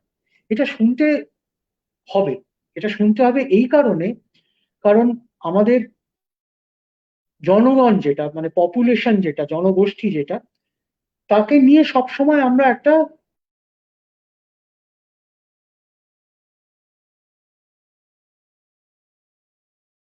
কেউ দ্বিতীয় শ্রেণীর নাগরিক, দ্বিতীয় শ্রেণীর নাগরিককে পেলে আমরা তাদের কাছ থেকে নানা রকমের সুযোগ সুবিধে আদায় করে নিতে পারি, তাদেরকে কম টাকায় কাজ করাতে পারি, তাদেরকে আমরা দরকার মতো একটু অপমান করতে পারি, তাদেরকে দিয়ে নানা রকমের সুযোগ সুবিধে তাদের থেকে আদায় করে নিতে পারি। এই দ্বিতীয় শ্রেণীর নাগরিক বিষয়টাকে প্রতিষ্ঠা করতে উদ্বাস্তু পরিচিতিটা কাজ করে। আসামে যেমন মিয়া মুসলিম যাদেরকে বলা হয়, সেরকম ভাবে উদ্বাস্তু বলার মধ্যেই একটা মানে অধিকার কেড়ে নেওয়ার জায়গা আছে, যে তোমার পুরোপুরি ভূমিপুত্রের যে অধিকারটা আছে তোমার সেই অধিকারটা এখানে নেই আর কি। ফলে এইটা আমার মনে হয় যে এটা অন্তহীন একটা প্রক্রিয়া। এটাকে এটা হয়তো অন্যান্য রকমের চেহারা নেবে, এটা হয়তো উদ্বাস্তু শব্দটা থাকবে না, এটা হয়তো অন্য একটা চেহারা নেবে, কিন্তু এই প্রথম শ্রেণীর নাগরিক দ্বিতীয় শ্রেণীর নাগরিক বা জনগণের মধ্যে মানে একটা অংশ ইনক্লুডেড আরেকটা অংশ এক্সক্লুডেড, এটা কিন্তু রাজনীতির পার্ট, এটা চলতে থাকে। আহ শেষ একটা খুব গুরুত্বপূর্ণ প্রশ্ন ছিল আমার মনে আছে আপনার, কাস্ট কেন উঠে আসছে বারবার। কাস্ট কেন উঠে আসছে বারবার, এর এক কথায় আমি আগের উত্তরটা থেকেই টেনে বলছি, এক কথায় এর উত্তর হচ্ছে ক্ষমতা। কেমন? ক্ষমতা প্রদর্শন, ক্ষমতার এক্সারসাইজ, ক্ষমতার বিন্যাসে কাস্ট একটা খুব বড় যুক্তির জায়গা। হুম? এমন অনেকগুলো কনটেক্সট আছে যেখানে এটার চেহারাটা 100 বছর আগে যেরকম ছিল আজও সেরকম আছে। আপনি আর্টিকেল 15 গোছের সিনেমা দেখলেই সেটা দেখতে পাবেন। হ্যাঁ, এমন অনেকগুলো আহ, ভূগোল আছে আমাদের দেশে যেখানে এটার চেহারা পাল্টায়নি। আবার এমন অনেকগুলো জায়গা আছে যেখানে কাস্টের চেহারাটা পাল্টাচ্ছে।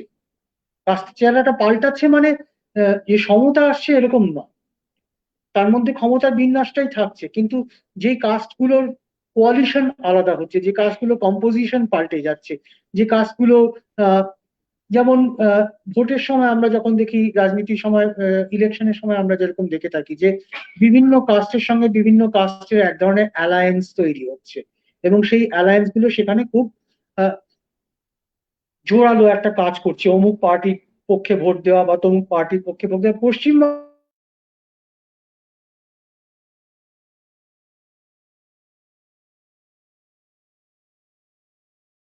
চ্যানেল শুনলেই আপনি শুনতে পারেন ভোক্কা লিগা আর লিঙ্গায়ত। হ্যাঁ, হ্যাঁ, তাও আমি বললাম, ধরে নিন, এতে কোনো অসুবিধা নেই। কেমন? আপনি কি উত্তরটা পেলেন আমি যেটা বললাম তার মধ্যে? ঠিক আছে, থ্যাংক ইউ। তাহলে আমার কাছে এই প্রশ্নগুলোই ছিল।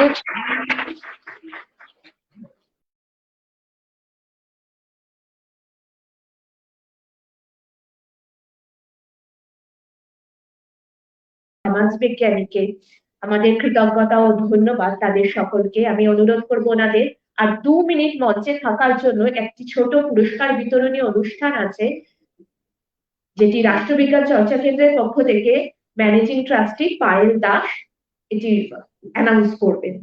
বিজয়ীদের নাম ঘোষণা হবে।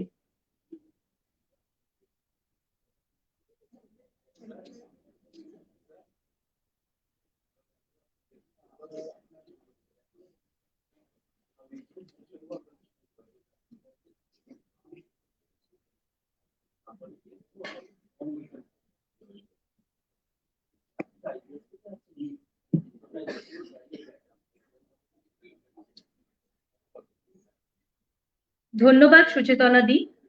আমরা অনুষ্ঠানের একদম শেষ পর্বে পৌঁছে গেছি। আমার বক্তব্যের শুরুতে আমি কৃতজ্ঞতা জানাই বিদ্যাসাগর কলেজ ফর উইমেন্সকে আমাদের এমন একটি সুযোগ করে দেওয়ার জন্য।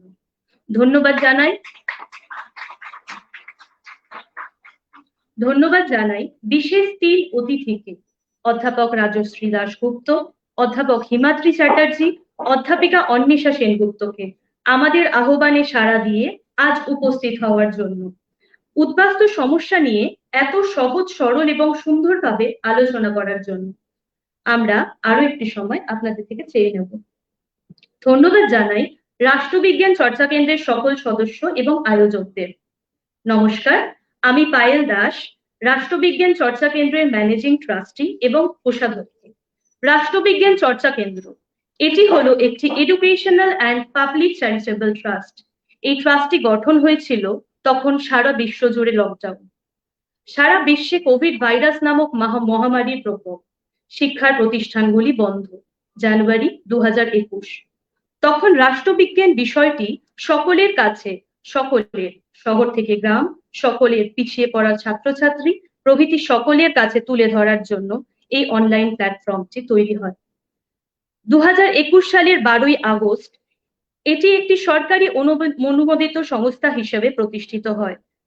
এখনো অবধি আমরা 2টি অফলাইন সেমিনার রাষ্ট্রবিজ্ঞান চর্চা কেন্দ্রের পক্ষ থেকে এবং আরো 2টি অফলাইন সেমিনার, একটি সিধু কানু বিরসা ইউনিভার্সিটির সঙ্গে কোলাবোরেশন একটি ইন্টারন্যাশনাল সেমিনার এবং একটি national seminar Vidyasagar college for women's এর সঙ্গে অনুষ্ঠিত করছি, যেটা আজকে অনুষ্ঠিত হচ্ছে।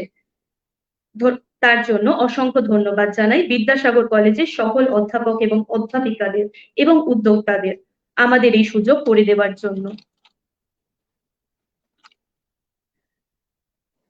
এছাড়াও আমরা কিছু সামাজিক কর্মসূচি অনুষ্ঠিত করেছি, যথা কলকাতার শহরের বিভিন্ন প্রান্তের ফুটপাতে বসবাসকারী এমন কিছু শিশুদের সঙ্গে রাখি বন্ধন উৎসব এবং শিক্ষা সামগ্রীর বিতরণ, পুরুলিয়ার প্রত্যন্ত গ্রামের আদিবাসী শিক্ষার্থীদের শিক্ষা সামগ্রী পৌঁছে দেওয়া প্রভৃতি। আজ আমাদের সঙ্গে যুক্ত আছেন বহু অধ্যাপক, অধ্যাপিকা, গবেষক, শিক্ষক, শিক্ষার্থী এবং বিভিন্ন সামাজিক উন্নয়নমূলক এনজিও। আপনাদের মধ্যে থেকে কেউ আমাদের এই ট্রাস্টের মেম্বারশিপ গ্রহণ করতে চাইলে আমাদের সম্পাদক প্রকাশ চক্রবর্তীর সঙ্গে যোগাযোগ করুন। আমরা বিভিন্ন ধরনের প্রতিযোগিতা সংগঠিত করে থাকি আমাদের অনলাইন প্ল্যাটফর্মে এবং অফলাইন অনুষ্ঠানগুলিতে বিজয়ীদের সম্মানিত করি। এখনো তাই করব। আমরা কিছুদিন আগে অনুষ্ঠিত করেছিলাম B.R. আম্বেদকরের জন্মদিন উপলক্ষে একটি তাৎক্ষণিক বক্তৃতা প্রতিযোগিতার। আমি তার বিজয়ীদের মঞ্চে ডেকে নেব একে একে। মঞ্চে ডেকে নেব আমাদের প্রথম বিজয়ী অভিষেক রয়কে। আমি অধ্যাপক রাজশ্রী দাশগুপ্ত মহাশয়কে অনুরোধ করব পুরস্কারটি তার হাতে তুলে দেওয়ার জন্য।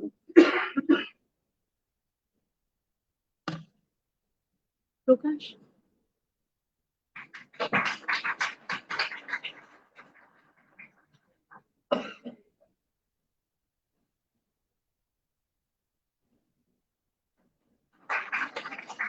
ধন্যবাদ অভিষেক, ধন্যবাদ স্যার। আমাদের দ্বিতীয় বিজয়ী সায়ন্তনী বসু। মঞ্চে ডেকে নেব সায়ন্তনী বসুকে। অধ্যাপক হিমাদ্রি চ্যাটার্জিকে অনুরোধ করব পুরস্কারটি তুলে দেওয়ার জন্য।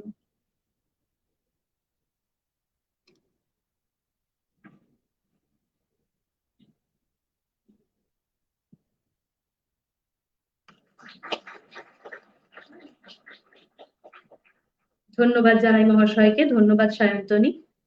আমাদের যুগ্ম দ্বিতীয় বিজয়ী মহিমা গাঙ্গুলি অধ্যাপক রাজশ্রী দাশগুপ্তকে অনুরোধ করব পুরস্কারটি বিতরণের জন্য।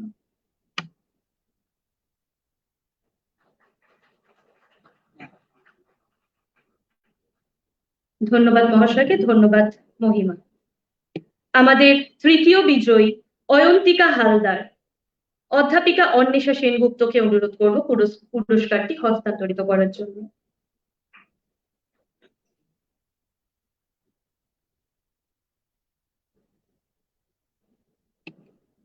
জোরে হাততালি।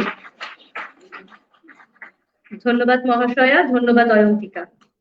আমাদের যুগ্ম তৃতীয় বিজয়ী শুভেন্দু মিস্ত্রি আমি বিদ্যাসাগর বিশ্ববিদ্যালয়ের অধ্যাপক অর্ণব কয়ালকে অনুরোধ করব পুরস্কারটি হস্তান্তরিত করার জন্য।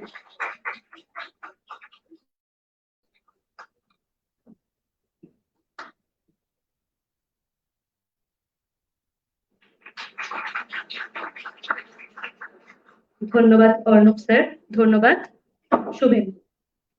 আমি মঞ্চ হস্তান্তর করছি অধ্যাপিকা অত্রিশা সাহা ম্যাডামকে ভোট অফ থ্যাঙ্কস এবং ন্যাশনাল অ্যান্থেমের দ্বারা অনুষ্ঠানটি শেষ করার জন্য। আপনাদের সকলকে ধন্যবাদ।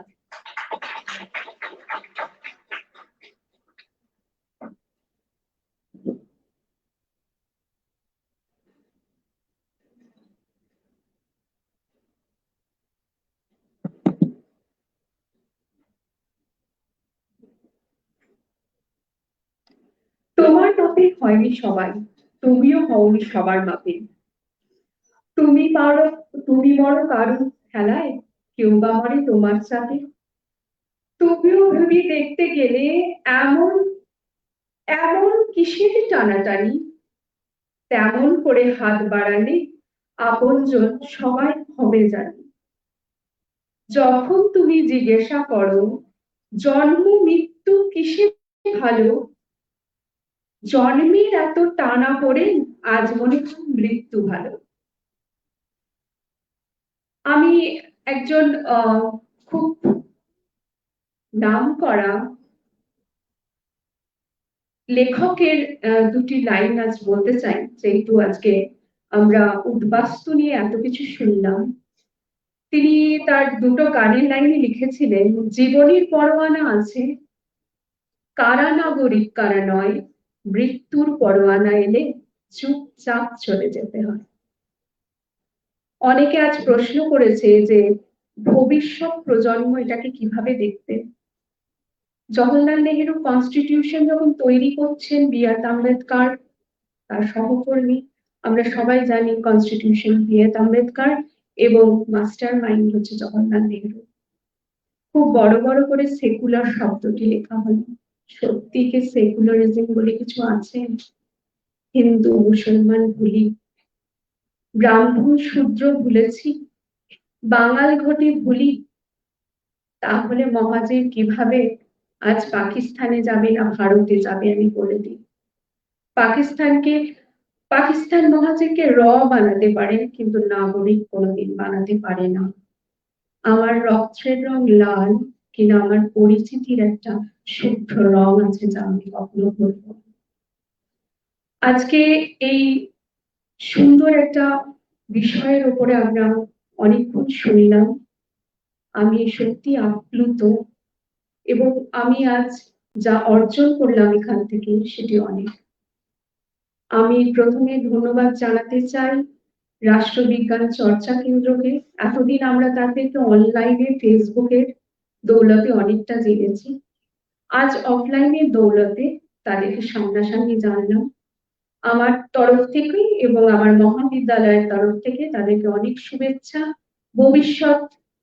ভবিষ্যৎ প্রজন্মের প্রতি এবং ভবিষ্যৎ সমাজের প্রতি আরো কিছু গড়ে তোলার জন্য এবং এরকম জ্ঞানমূলক অনেক অনুষ্ঠান উপস্থাপনা করার জন্য আমি ধন্যবাদ জানাই আমাদের তিনজন শিক্ষককে, যারা আজ এখানে এসেছেন, যারা আমাদের আতিথেয়তা গ্রহণ করেছেন এবং তাদের জ্ঞানের দ্বারা আমাদের আরো বিস্তারণ ঘটিয়েছেন। আমি আমার সমস্ত কর্মীবৃন্দ যারা বিদ্যাসাগর কলেজ ফর উইমেন্স এর সাথে যুক্ত, শিক্ষক এবং অশিক্ষক যারা কর্মীবৃন্দ, তাদেরকে ধন্যবাদ জানাই। বিশেষ করে আমার ডিপার্টমেন্ট, আমাদের এইচওডি ম্যাডাম চৈতালি বাসু, আমার অতি কাছের কলিগ ডক্টর অর্ণব কোরাল এবং অনুশ্রী চক্রবর্তীকে, যাদের সহযোগিতা ছাড়া এই অনুষ্ঠানটি করা সম্ভবপর হতো না। আমাদের আইকিউএসি, আমাদের ন্যাক, যে দুটো বডিকে ছাড়া আজকে এই অনুষ্ঠানটি হতো না। এবং শেষে যারা আজকে এই অনুষ্ঠানে এসেছেন এবং আমার ছাত্রছাত্রীরা যারা এত ধৈর্য ধরে, আজকে মর্নিং কলেজ 6:45 আমাদের শুরু হয়, এখন অব্দি তারা বসে আছেন, এই সমস্ত ছাত্রছাত্রীকে আমার আন্তরিক ধন্যবাদ। এই বলে আজ শেষ করি, আপনাকে ধন্যবাদ জানাই।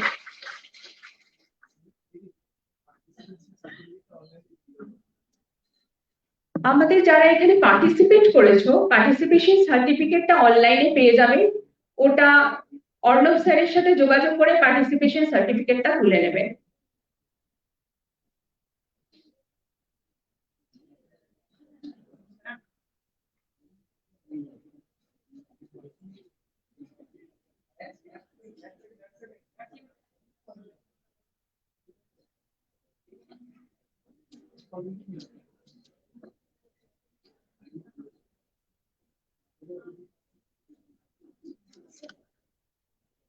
আমি শ্রোতাদের দাঁড়ানোর জন্য অনুরোধ করব, আমরা জাতীয় সঙ্গীতের মাধ্যমে আমরা আমাদের অনুষ্ঠানটি শেষ করব। এদিকে এসো, এদিকে এসো, আসো, সূচিতরা দিয়ে আসো।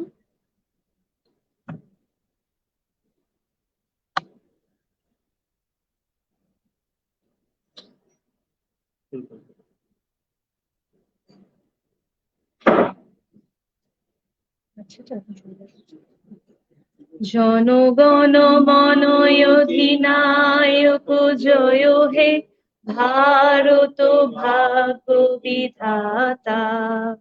पंजाब सिंधु गुजरात मराठा, द्राविड़ उत्कल बंग, बिंदु हिमाचल যমুনা গঙ্গা, উচ্চল জলধি তরঙ্গ।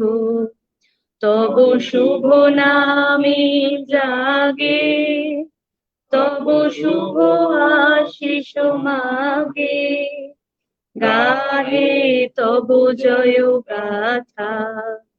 জনগণ মঙ্গল নায়ক জয় হে, ভারত ভাগ্য বিধাতা।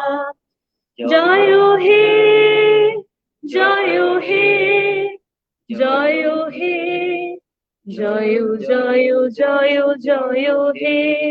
ধন্যবাদ সকলকে।